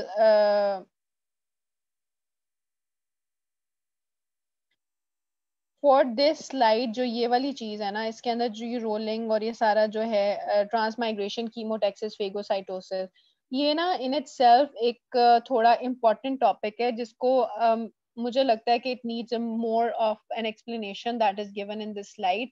लिहाजा अभी फिलहाल for now on for today's lecture I will skip it. I am skipping this. ठीक है. एंड मैं आप लोगों को नेक्स्ट लेक्चर में शुरू में in 10 minutes I will explain this to you with the help of some more slides. मैं एक आध स्लाइड इसमें ऐड करके I'll try to explain कि इसके अंदर क्या होता है. ठीक है. बिकॉज आपको मैं अगर सिर्फ ये नाम बता दूं कि इसमें ये हो रहा है तो that won't be sufficient. ठीक है. Okay. Now there will be a resolution of inflammation. ठीक है. अब क्या हो रहा है, रेजोल्यूशन हो रही है कि इन्फ्लेमेशन जो है वो खत्म कैसे होती है. हमने पढ़ा था लास्ट, आप लोगों ने 5 आवर्स पढ़े थे इन्फ्लेमेशन के, उसमें जो आखिरी आवर था दैट वाज रेजोल्यूशन, कि इवेंचुअली वो रिजॉल्व कैसे कर रहा है. ठीक है. Okay. Basically what is happening is के when inflammation subsides, phagocytes or macrophages clear the leukocytes and dead tissues. Fluid and proteins are removed by lymphatic drainage as well as macrophages. Macrophages also release growth factors to new blood vessels and fibroblasts to carry out fibrosis and scarring. ठीक है. Okay. देखो मेरी बात सुनो. अब इसके अंदर जो होते हैं ना, देखो एक न्यूट्रोफिल्स, अब रेजोल्यूशन में क्या हो रहा है, ब्लड वेसल्स के अंदर से निकले हैं न्यूट्रोफिल्स. ठीक है. न्यूट्रोफिल्स जो हैं ये जब जब खत्म हो गया, उन्होंने सारा काम खत्म कर दिया, वहां पे जो डैमेज आया था उसको उन्होंने तकरीबन हील कर दिया. अब न्यूट्रोफिल्स जो हैं वो डेड हो जाएंगे बाय एपोप्टोसिस, या उनको जो ये मैक्रोफेजेस जो मोनोसाइट्स होते हैं, ये टाइप ऑफ ब्लड सेल्स होते हैं जो कि मैच्योर होते हैं इनटू मैक्रोफेजेस. मैक्रोफेजेस क्या होते हैं, इनगल्फ कर सकते हैं फॉरेन पार्टिकल्स को. तो जो मैक्रोफेजेस हैं वो जो भी नेक्रोटिक डेब्री जो बना था, जो कि जो भी वेस्ट प्रोडक्ट से पूरे रिएक्शन के, उनको वो इनगल्फ कर लेगा. ठीक है. को जो फ्लूइड है और जो फ्लूइड बाहर निकला था उस पूरी प्रोसेस के अंदर, वो लिम्फेटिक्स के अंदर वापस चला जाएगा या ब्लड के अंदर वापस चला जाएगा. और इसके अलावा जो बाकी इसके अलावा जो मैक्रोफेजेस हैं वो ऐसे ऐसे ग्रोथ फैक्टर्स प्रोड्यूस करेंगे जो कि रिस्पॉन्सिबल होते हैं to form new blood vessels and fibroblast. कभी आप लोगों ने देखा होगा स्कार बन जाता है, अगर बहुत बड़ी आपको चोट लगी होती है तो स्कार बन जाता है. आप कहते हो स्कार बन गया यहाँ पे. बेसिकली वो क्या होता है कि उस एरिया में इन्फ्लेमेशन हुई होती है और वो इवेंचुअली जो है, बिकॉज वो एक नॉर्मल टिश्यू, जो नॉर्मल सेल्स हैं वो दोबारा रेप्लिकेट नहीं कर सकते या दोबारा वो वहां पे नहीं आ सकते, तो लिहाजा फाइब्रोब्लास्ट आ जाते हैं और फाइब्रोसिस हो जाता है. फाइब्रोसिस की वजह से जो है वो इवेंचुअली स्कारिंग होती है. So what this slide is actually trying to say is कि इन्फ्लेमेशन जब खत्म होगी तो मैक्रोफेजेस जो होंगे वो क्लियर करेंगे सारे डेब्री को, और जो ल्यूकोसाइट्स एट वर्क थे उनको क्लियर करेंगे. उसके अलावा जो फ्लूइड निकला था और जो प्रोटीन्स निकले थे इवेंचुअली सारी चीज के अंदर, वो रिमूव हो जाएंगे बाय लिम्फेटिक ड्रेनेज. इसके अलावा जो मैक्रोफेजेस हैं वो ग्रोथ फैक्टर्स प्रोड्यूस करेंगे जो कि न्यू ब्लड वेसल्स बनाएंगे, बिकॉज उस एरिया की ब्लड वेसल्स जो हैं वो डैमेज हो चुकी होती हैं. As I have already told you people कि वो जो ब्लड वेसल्स हैं उसका एंडोथेलियम जो है वो डैमेज हो गया है. तो उसके अंदर इसके अलावा जो फाइब्रोब्लास्ट वहां प्रोड्यूस करेंगे जो कि स्कारिंग करते हैं eventually, fibrosis and scarring. Okay, so basically phagocytosis क्या होता है? It consists of 3 distinct but interrelated steps: recognition and attachment of the particle to the ingesting leukocyte, engulfment with subsequent formation of a phagocytic vacuole, killing and degradation of the ingested material. I think मैंने आप लोगों को मैंने इसमें slide में add करने की कोशिश की थी एक चीज, मुझे नहीं पता कि क्यों नहीं आ रहा, लेकिन I'll try to explain अभी at this point कि फेगोसाइटोसिस में क्या हो रहा है.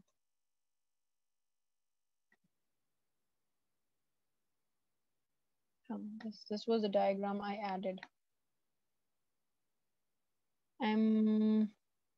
Start video.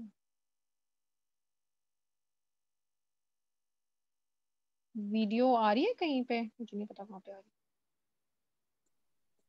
यार, मुझे जूम ही नहीं यूज करना आता। यस मैम, आई थी वीडियो। मुझे तो कुछ नजर नहीं आ रही कुछ भी। मैम आपकी वीडियो आ रही है, आपका स्क्रीन शेयर, आपका कैमरा ऑन हो गया। कैमरे में छाता आ रही है या लैपटॉप आ रही है? मुझे बस ये छत आ रही है। यार मुझे आ ही नहीं रही हूँ, अजीब है ये। ये अब लैपटॉप आया। आ गया लैपटॉप। अब फेगोसाइटोसिस से रिलेटेड कुछ आ रहा है? Yes ma'am. मेरी शक्ल ना आए। अच्छा, देखो ये बैक्टीरियम है, ये फेगोसाइटोसिस हो रहा है, ठीक है। आप लोगों को डायग्राम नजर आ रही है? Yes ma'am. Yes ma'am. ठीक है, ओके। सो बेसिकली क्या हो रहा है कि आपके पास जो ये रिसेप्टर्स हैं ये रिकॉग्नाइज करेंगे, फॉर एग्जांपल ये बैक्टीरियम है या कोई भी वाइट ब्लड सेल है जिसको उसने यहाँ से रिमूव करना है, उसको वो रिकॉग्नाइज करेंगे। उसके अलावा फिर यहाँ पे वो अटैच हो जाएगा, उसको फिर अपने अंदर वो इंजेस्ट कर लेगा। इंजेस्ट मतलब उसके अपने अंदर वो पूरा का पूरा उसे खा लेगा, ठीक है। उसके साथ जो है वो फेगोसिटिक वैक्यूल बनाता है, क्योंकि इसको फेगोसिटिक वैक्यूल कैसे बनाता है? लाइसोसोम्स के साथ मिलके। लाइसोसोम्स क्या होते हैं? हमारे ऑर्गेनेल्स होते हैं जो कि they are responsible that contain enzymes of all the different types. क्योंकि इस लाइसोसोम के अंदर एंजाइम्स पड़े हुए हैं जो कि इसको किल करेंगे, इसके अंदर जो भी पार्टिकल्स हैं, तो इट कंबाइंस विद दिस। अब since it is combined with the lysosome, तो लाइसोसोम के अंदर जो भी एंजाइम्स थे that is responsible for killing all the different, जो भी इसके अंदर बैक्टीरिया था या कोई नेक्रोटिक डेब्री था उसको किल करेगा, और इवेंचुअली उसको जो छोटे छोटे सॉल्युबल पार्टिकल्स के अंदर जो है वो रिलीज कर देगा उसको। इसको आप कहते हो फेगोसाइटोसिस, ठीक है। थोड़ी समझ आई है फेगोसाइटोसिस की? Yes ma'am. Yes ma'am. Yes ma'am. Okay, moving on. Patterns of, अब टाइम अप हो गया। पढ़ा दूं आप लोग? Are you guys with me और you want this to go to the next lecture? Ma'am कितना टाइम लगेगा और? यार बहुत लंबा है। चलो मैं पढ़ा देती हूँ, ठीक है। 8:30 तक पढ़ा देती हूँ, ठीक है। चलिए ठीक है मैम, 8:30 तक पढ़ा दें। So there, what are the patterns of inflammation? Video stop हो गई है ना? Yes ma'am. Okay, now the patterns of inflammation. इसके अंदर क्या होता है? Vascular and cellular reactions that characterized acute inflammation are reflected in the morphological appearance of the reaction. हमारे पास different types of inflammation होती हैं. One is the serous inflammation, the next is fibrinous, and the third one is suppurative inflammation. Okay. Next आपको मैं क्या बताना चाहूंगी कि ये एग्जाम्पल है कि ये सीरस है, वो पुरुलेंट है, ये फाइब्रिनस है, अल्सर है, इसके हम डिफरेंसेस पढ़ेंगे।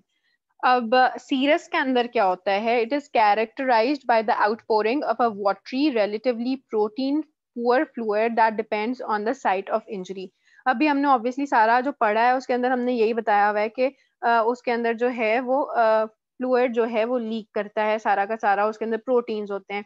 अब सीरस इन्फ्लेमेशन के अंदर क्या होता है कि जो प्रोटीन, जो फ्लूइड आपका लीक कर रहा है ना, लीकेज ऑफ जो फ्लूइड लीक कर रहा है वो रिलेटिवली प्रोटीन पुअर होगा, उसके अंदर जो प्रोटीन्स होंगे वो कम होंगे। मीनिंग कि जो सीरियस इन्फ्लेमेशन होती है ना वो ज्यादा सवेयर केसेस में नहीं होती है। मतलब छोटी मोटी, ये आप जैसे ये देखो ना सीरस का, अगर आप पिक्चर देखो, ये इस तरह का ब्लिस्टर जो है, कभी आप लोगों ने देखा होगा कुछ, अगर आपको गर्म कोई कुछ जल जाता है तो आपका इस तरह का जो है वो ब्लिस्टर जो है वो बन जाता होगा आपके हाथ यस पे। मैम, हीट बर्न्स में बनते हैं।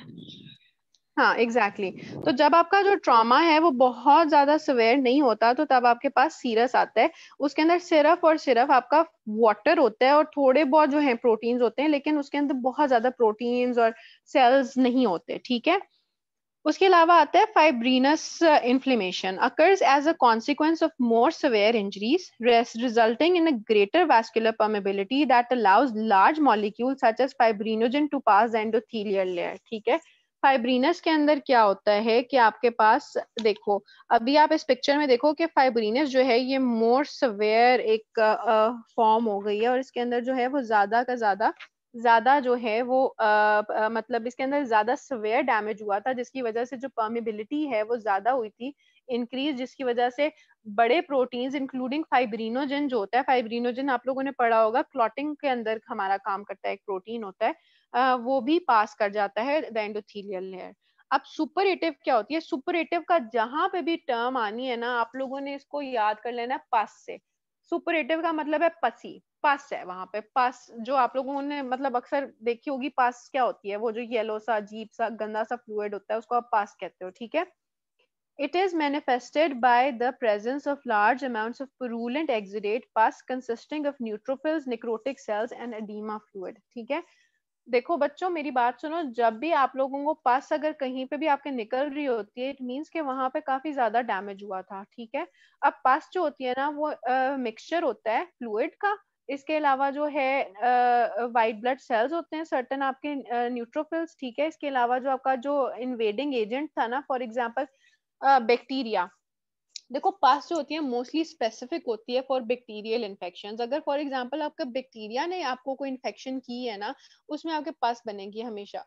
तो वो जब बैक्टीरिया को मारने के चक्कर में जो है न्यूट्रोफिल्स जो हैं वो खुद भी बेचारे मर जाते हैं, लेकिन बैक्टीरिया को भी मार देते हैं। तो वो जो सारा एक अमेलगम बनता है इन सारी चीजों का, जो मिक्सचर होता है, उसको आप पास कहते हो, ठीक है। जो सुपरेटिव इन्फ्लेमेशन होती है उसके अंदर आपको जो है वो पास निकलती है, देयर वाज पास, ठीक है।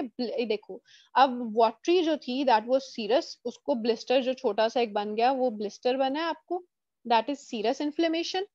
This is the suppurative inflammation. इसमें आप देख रहे होगा कि ढेर सारी जो पस है ब्लड के साथ जो है वो निकल रही है, इसको आप कहोगे सुपरेटिव इन्फ्लेमेशन, या इसके अंदर जो जो डिस्चार्ज है दैट इज पुरुलेंट डिस्चार्ज। जब भी पसी डिस्चार्ज होता है उसको आप पुरुलेंट डिस्चार्ज कहते हो। लीव दिस पिक्चर, मुझे खुद नहीं पता कि इसके अंदर क्या बताना चाह रहे हैं। Okay, now we will discuss the difference between transudate and exudate. Okay, हाँ जी फरा नूर। मैम फाइब्रिनस इन्फ्लेमेशन बताइएगा। हाँ जी, आपकी आवाज नहीं सही तरह आ रही मुझे। Ma'am fibrinous inflammation. फाइब्रिनस मैंने बताया था कि थोड़ी सी जो है वो मोर सवेयर होती है, उसके अंदर मतलब लार्जर प्रोटीन्स जो हैं वो लीक कर जाते हैं। फॉर एग्जांपल जो फाइब्रिनोजेनिक प्रोटीन है आपका वो भी लीक कर जाता है उसके अंदर। मैम इसकी कोई पिक्चर नहीं है, मतलब देख सकें अपने? पिक्चर एक मिनट देखने दो मुझे।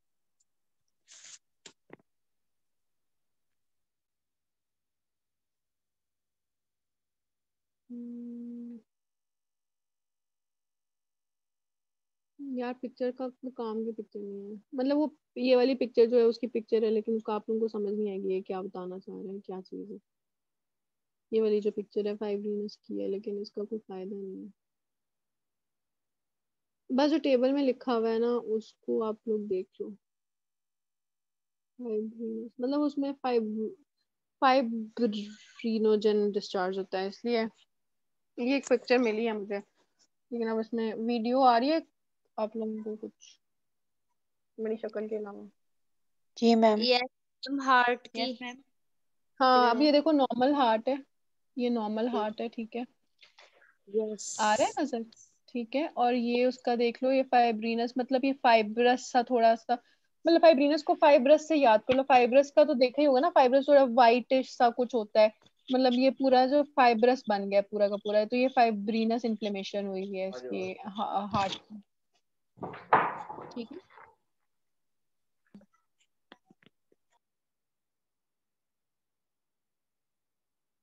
ठीक है, yes yes ma'am. Ma'am. Yes ma'am. Okay next, basically मैं ये जो डिफरेंस है between transudate and exudate, I will explain it in the next lecture. Okay, what are the chemical mediators of inflammation? Mediators जो हमने पहले पढ़े हैं कि they may be produce locally by the cells at the site of inflammation, locally produce हो सकते हैं या may be circulating in the plasma as inactive precursors that are activated at the site of inflammation.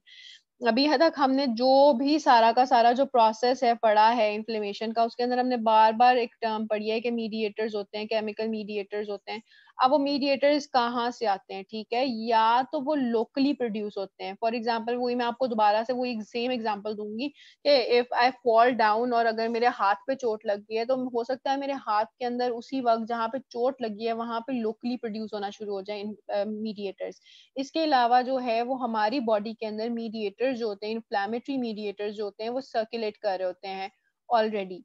तो जब वो circulate कर रहे होते हैं, तो जब वो उनको पता चलता है कि पर्टिकुलर साइट के ऊपर डैमेज हो गया और वहां पे उन्होंने जाना इन्फ्लेमेशन इनिशिएट करनी है, तो वो एक्टिवेट हो जाते हैं, ठीक है, और वो वहां पे जाके जो है वो पूरा अपना जो काम है वो करते हैं, ठीक है।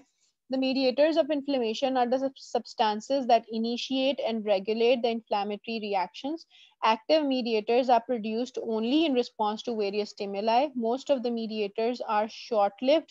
One mediator can stimulate the release of other mediators. ये कुछ facts हैं about the mediators, यही के ये आपको इनिशिएट करते हैं और उसके अलावा जो है रेगुलेट करते हैं, मतलब उसको पूरे प्रोसेस को जो है वो ओवरसी कर रहे होते हैं और उसके अंदर काम कर रहे होते हैं। एक्टिव मीडिएटर्स जो हैं वो सिर्फ और सिर्फ जबकि एक स्टिमुलस होगा तभी प्रोड्यूस होंगे, क्योंकि अगर वैसे आपकी बॉडी में हर वक्त एक्टिव मीडिएटर्स रहें तो वो आपकी बॉडी को ही डैमेज करना शुरू हो जाएंगे। इसके अलावा most of the mediators are short lived because inflammation का जो एक्यूट इन्फ्लेमेशन का प्रोसेस है वो इतना ज्यादा लंबा एक प्रोसेस नहीं होता, तो they are short lived and one mediator can stimulate the release of other mediators. ये हमने पिछले पहले जो जैसे पढ़े थे हिस्टामिन, ल्यूकोट्राइन्स, और ये हम ऑलरेडी TNF, इंटरल्यूकिन 1, ये इसका एक टेबल है जो कि मोर और लेस मतलब ये रट्टा मारने वाली बात है, जो ये मेरे ख्याल से रॉबिन्स पैथोलॉजी से लिया गया है। तो यू शुड नो कि बेसिकली जो ये मीडिएटर है, फॉर एग्जांपल हिस्टामिन जो है वो क्या करा रहा है, या प्रोस्टाग्लैंडिन जो है क्या करा रहा है। आप लोगों के लिए मैं थोड़ा इजी इसको इस टेबल को इस तरह से कर सकती हूँ कि इसके लिए अगर आप मतलब मैं हर चीज के कि उसकी सोर्स के एग्जैक्टली किस सेल से आया तो वो आप इतना ना याद करें तो it will be fine, but you should know कि बेसिकली उसका फंक्शन क्या है। Unfortunately it's difficult but you have to memorize it. ये रट्टा मारने वाली चीज है, मैंने भी MBBS में किया था, तो आप लोगों को भी करना पड़ेगा सैडली, बट लेकिन eventually in the long run जो है इसका फायदा होता है। ये चीजें अगर आपको याद होती हैं तो एट सम पॉइंट इसका फायदा होता है, ठीक है। फिलहाल जो है वो मैं यहीं पे रुकती हूँ बिकॉज मेरा दिमाग भी सैचुरेट हो गया और आप लोगों का ऑब्वियसली हो गया होगा for those who are listening. So I'm leaving it at this point. Do you have any questions? No, ma'am. Ma'am हमारे इस सब्जेक्ट के कितने लेक्चर होंगे टोटल? हाँ जी, इस सब्जेक्ट के कितने टोटल लेक्चर होंगे हमारे? 30 होंगे या 30 से कम? मेरे ख्याल से मेरे पास 30 लेक्चर्स हैं आप लोगों का। हम काफी पीछे रह गए ऑलरेडी। यार मसला ये है कि मैं इसको तेज तेज भी करवाना चाहती हूँ, लेकिन मुझे पता है 30 लेक्चर्स हैं यार, लेकिन मुझे पता है कि क्योंकि कुछ चीजें जो हैं वो कॉम्प्लिकेटेड है आप लोगों के लिए और आप लोगों को नहीं समझ आती, सिर्फ स्लाइड्स रीड करना तो मेरा पर्पस नहीं है। मेरा पर्पस ये है कि आप लोगों को समझ आए, तो इसलिए मैं एक एक पॉइंट के ऊपर जो एक एक वर्ड है मैं उसकी आगे एक्सप्लेनेशन देना शुरू हो जाती हूँ कि उसका ये मतलब होता है, इसीलिए ज्यादा टाइम लगता है। तो लेकिन इंशाल्लाह we'll try to catch up, इंशाल्लाह इसको जल्दी जल्दी खत्म करने की कोशिश करते हैं। यस मैम, इंशाल्लाह हो जाएगा, वरना हम मेकअप लेक्चर का हाँ वो करना पड़ेगा obviously because we are already running behind. तो और क्वेश्चंस हैं किसी को? मैम मेकअप लेक्चर कैंपस में नहीं हो सकता? हो सकता है, मुझे बताओ ऐसा। मैं पूछती हूँ, मैं कल अफनान से बात करती हूँ कि अगर कोई हमें टाइम दे दे वो। Yes ma'am ma'am please. एक लेक्चर कैंपस पे कर देना, कोई क्लास नहीं ली कैंपस पे। नो मैम ठीक है, नो प्लीज। कुछ मैम हॉस्टल की नेक्स्ट वीक रखिएगा अगर कैंपस में रखनी है, मैं घर आई हुई हूँ। यार मेरी बात सुनो, कैंपस पे क्लास का ये मतलब नहीं है कि आप 70 के 70 बच्चे कैंपस पे आ जाओगे। उसका ये मतलब है कि अभी जैसे मैं क्लास लेती हूँ मोलेकुलर बायोलॉजी की, तो half of the children are on campus जो आना चाहते हैं। जो बच्चे नहीं आना चाहते वो लोगों का ऑनलाइन जूम लिंक होता है, so you don't need to worry about that. वाह ये भी सही। मैं ओके तो मैम। ओके मैम अब I'll कौन सा दिन के दिन का सफर है?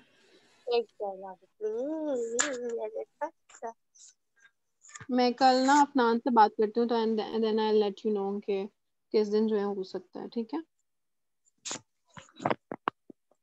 Okay ma'am. Ma'am okay now हाँ जी हाँ जी। मैम काइंडली एक रिक्वेस्ट है कि जब भी आप मेकअप लेक्चर रखें ना, फॉर एग्जांपल अगर ऑनलाइन भी हो तो काइंडली इस टाइम जो है ना वो ना रखिएगा, काफी प्रॉब्लम्स होती हैं इस टाइम। बच्चे मेरे बात सुनो, मैंने आपको कल ईमेल किया था कि अगर आपको कोई प्रॉब्लम है इस टाइम के साथ तो मुझे बताओ। आपने उस वक्त मुझे क्यों नहीं बताया? मुझे ये बताओ आप।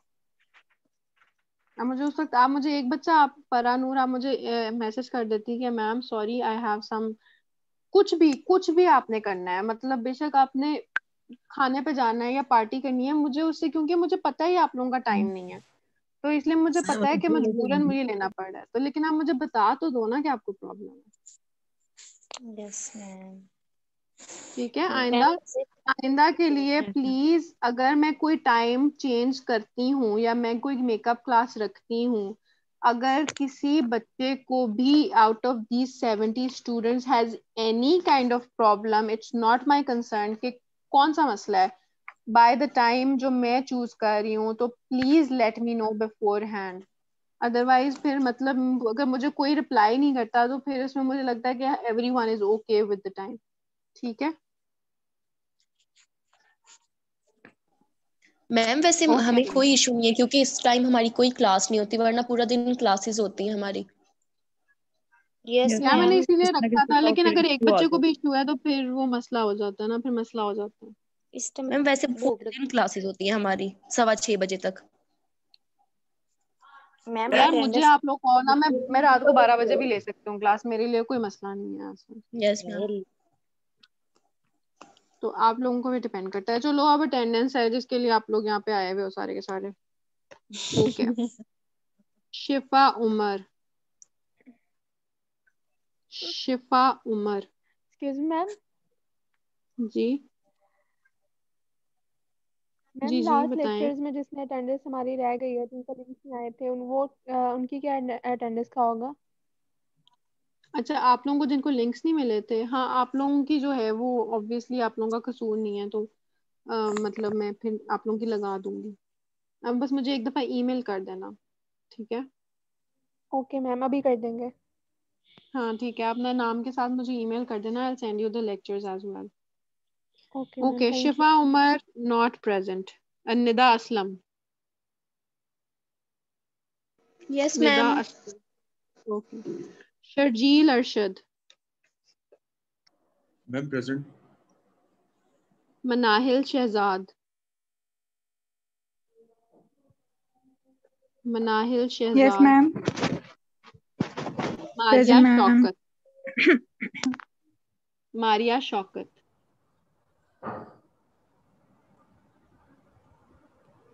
Maria Shaukat absent. Okay next Sanam Rafiq. Present ma'am. Irfa Ali. Irfa Ali. Malik Mohammad Hasan. Sorry ma'am, शायद ये इफरा अली होगा। इफरा अली। इफरा अली है कोई?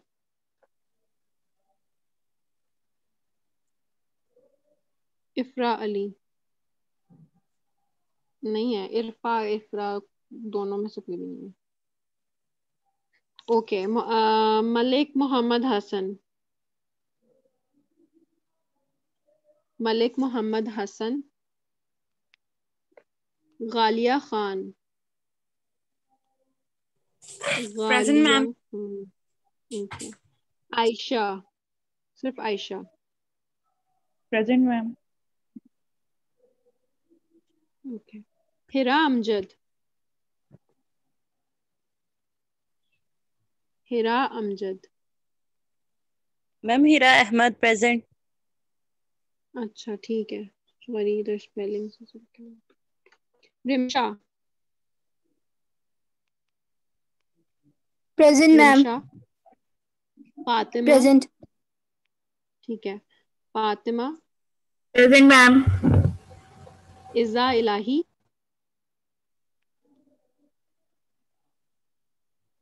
इज़ा इलाही,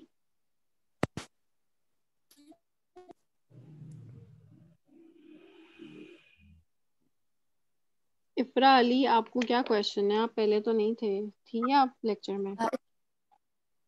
मैम मैं आपका पूरा लेक्चर अटेंड किया, मेरा अभी अभी डिस्कनेक्ट हुआ। क्या पढ़ाया मैंने लेक्चर में?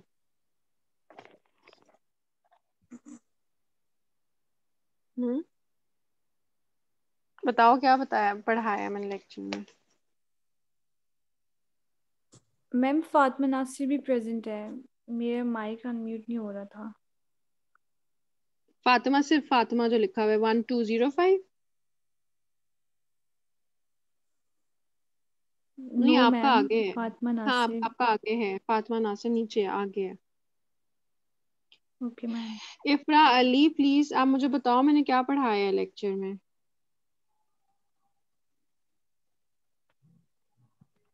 वो चली गई है बच्ची मेरा ख्याल है। यार मैं क्या करूँ आप लोगों का, मुझे नहीं पता। Okay, Iza Ilahi,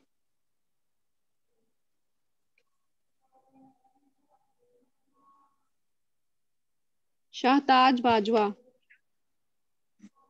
Shahtaj Bajwa, Mohammad Abu Bakar, yes ma'am. Shiza Farooq, present ma'am. Ahmed Nadeem, yes ma'am. Sadia Saif, present. Rimsha Ijaz,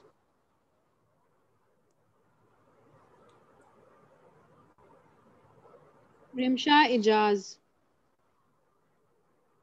Usama इरशाद,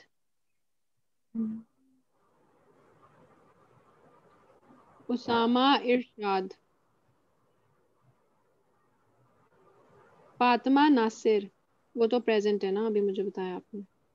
yes present ma'am. Okay present. Mahnoor Liaquat,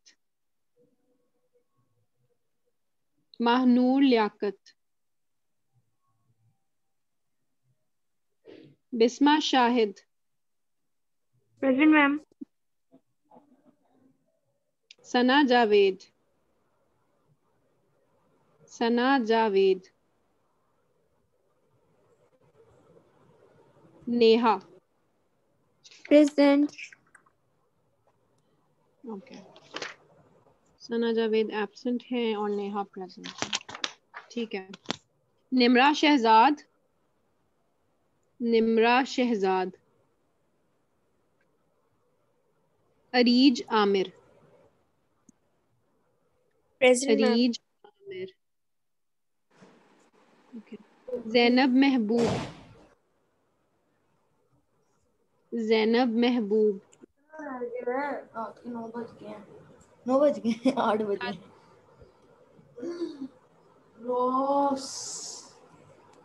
Zainab महबूब नहीं है, ठीक है। सादिया बदर Paracha, present ma'am. Okay. Ayesha बताओ आपको क्या क्वेश्चन है? मैम जिनकी अटेंडेंस हो गई है वो जा सकते हैं। हाँ हाँ ठीक है, जाओ। Gulshan Saleem, present ma'am. Gulshan, present. ठीक है। Aqsa Javed, present ma'am. Sara Riaz, present ma'am.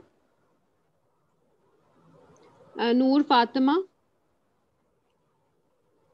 हम present. Ayesha Mughal, present ma'am. Eman Naseer, present ma'am. Rizwanul Haq, present ma'am.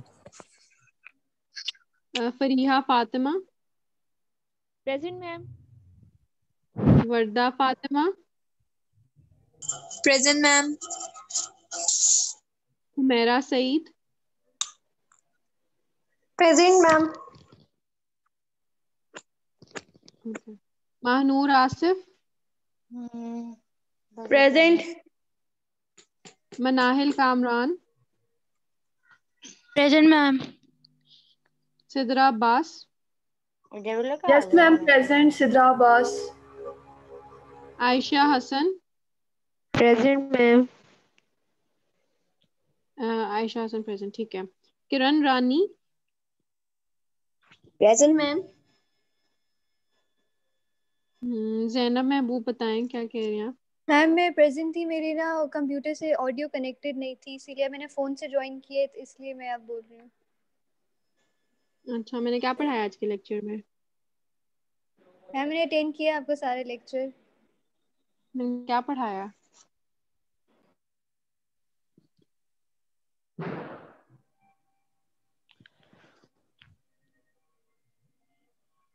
अगर सारा लेक्चर आप लोगों ने अटेंड किया है तो अगर आप लोगों को टॉपिक भी नहीं पता तो फिर मेरे 1.5 घंटे बोलने का तो फिर मतलब नहीं है ना। मुझे अब आप लोगों का पता नहीं चल रहा है आप लोग क्या कर रहे हो, मैं क्या करूं फिर, अब छोड़ देते हैं सारी चीज। ओके, दुआ खान, जैनब महबूब आपकी अटेंडेंस नहीं लगेगी, आई एम सॉरी। दुआ खान, मैम किरण की लग गई। Present ma'am. हाँ जी किरण, ओके। दुआ खान बोल रही हैं, ठीक है। Present. Hafiz Mohammad Salman, yes ma'am. Okay. Ayesha Nasir, Ayesha Nasir,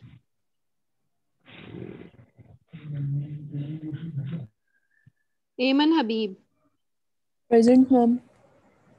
Mohammad Hamid, present ma'am.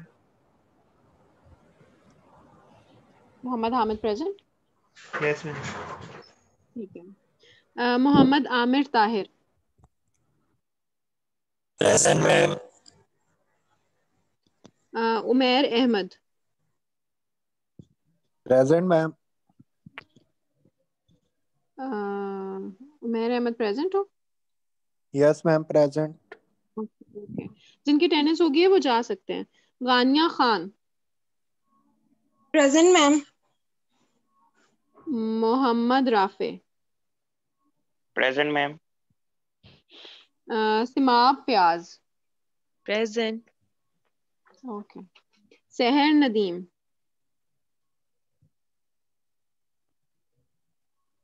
सहर नदीम, कशफ मकसूद, प्रेजेंट मैम। तैमूर मुजाहिद,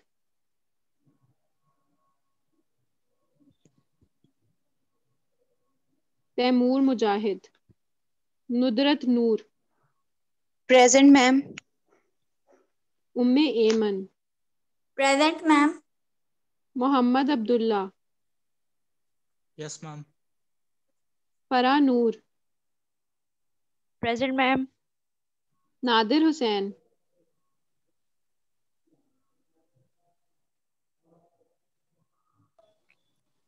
नादिर हुसैन, प्रेजेंट मैम। अमानिया ताहिर, ये तो प्रेजेंट है। Present ma'am. आप हो ना मैम नए बच्चे? मेरी ठीक है, अटेंडेंस लगी? हाँ जी हाँ, हाँ जी हाँ जी आपकी लग गई है। Okay ma'am, thank you. Mania Tahir present. ठीक है। Malaika Tahir, present ma'am. अतिया अतिया कयूम, अतिया कयूम,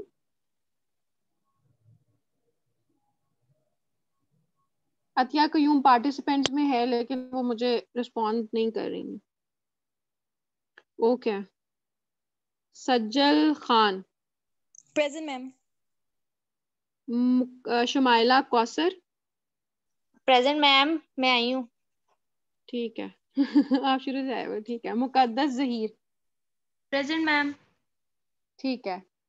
अब मेरी बात सुनो, 2 बच्चे आए हैं ऐसे जो कह रहे हैं हमने सारा लेक्चर सुना है लेकिन हम भूल गए अपनी अटेंडेंस बताना, हमारी इंटरनेट कनेक्शन जो है वो उसी वक्त पे खत्म हो गई थी, लेकिन उनसे जब मैंने पूछा है कि आपका मेरा लेक्चर का टॉपिक क्या था वो उनको नहीं पता था। अब दूसरी एक बच्ची है अतिया कयूम जो कि ऑनलाइन है लेकिन she is not listening, so I have marked her absent as well. This is the only way I have to be strict with you guys, otherwise आप लोग सीरियस नहीं ले रहे हो, ठीक है। अगर किसी को कोई क्वेश्चन है तो अभी भी मुझसे पूछ सकता है। बाकी जो क्लास है फिलहाल आप लोगों की नेक्स्ट मंडे को होगी एट 8 AM। अगर जो है मेकअप क्लास लेनी है तो I will try to arrange it on campus. You will have an option of an on campus और ऑनलाइन क्लास, हाइब्रिड क्लास होगी आप लोगों की। So for those who want to attend, आप लोगों को अटेंडेंस इज मैंडेटरी। आप सबको आना होगा, बेशक ऑनलाइन आओ ऑन कैंपस आओ। बाकी जो है वो हैव अ गुड नाइट और any questions you can ask, ठीक है। एक्सक्यूज मी मैम, आपने बुक का बोला था कि हम ऑनलाइन कैसे उसको ले सकते हैं या उसको डाउनलोड कर सकते हैं, लिंक वगैरह का आपने बोला था। यार ऑनलाइन पढ़ी होती है, मतलब फिलहाल मेरे पास नहीं है, मैंने तो खरीदी थी क्योंकि मुझे बेसिकली ऑनलाइन पढ़ने में मुश्किल लगता है चीजें। तो मैम अगर क्योंकि हम अभी नहीं है घरों वो, में छुट्टी है, मैंने पता करवाया है, कहीं से भी नहीं मिली। नहीं मिली है अभी के लिए नहीं मिली, लेकिन सॉफ्ट में नहीं मिलेगी, मतलब हार्ड में मिलेगी ना, हमें बुक बाय हैंड लेनी पड़ेगी, इंटरनेट पे नहीं मिलेगी, मैंने सारा देखा। अच्छा ठीक है, अगर मुझे इन केस मैं I will ask my brother because he is in final year, तो उसके पास शायद पढ़ी हो। तो अगर उसके पास हुई तो I will send you people, otherwise it's better क्योंकि वो छोटी सी किताब है, अगर आप लोग ले लोगे ना तो it will go a long way. मतलब मैंने 4th ईयर में खरीदी थी और अभी स्टिल मैं देखो अभी तक आप लोगों को उसी से पढ़ा रही हूँ और इवन खुद पढ़ रही हूँ। तो मतलब it's a very useful book, तो अगर आप लोग ले लोगे तो अच्छा होगा।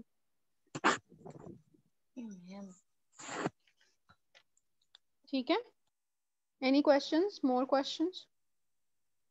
नो मैम, भूख लगी है बस। ओके ठीक है, okay, thank you excuse so much me everyone. हाँ जी, हाँ जी।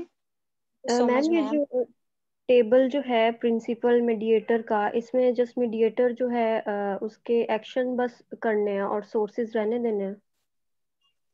सोर्सेज एक दफा पढ़ लो जरूर के है क्या, लेकिन एग्जैक्टली के सारा मैं आपको, जैसे हिस्टामीन मास्ट सेल से रिलीज होता है तो मास्ट सेल्स का आपको थोड़ा बहुत पता होना चाहिए कि हाँ ये मास्ट सेल से रिलीज हो रहा है। बाकी अगर वो पूरा टेबल आप रट्टा मारना है वो नहीं, इस तरह से सिर्फ उसको कॉन्सेप्ट बना के थोड़ा याद करने की कोशिश करो, लेकिन वर्ड टू वर्ड ऐसा मैं एक्सपेक्ट नहीं करती कि आप लोगों से करो, ठीक है। Okay ma'am. चलो बच्चों, thank you so much for those who attended. I am ending this meeting और फिर आप लोगों को I send the link and I also send the slides, ठीक है। Okay, thank you, Allah Hafiz everyone. Allah Hafiz ma'am.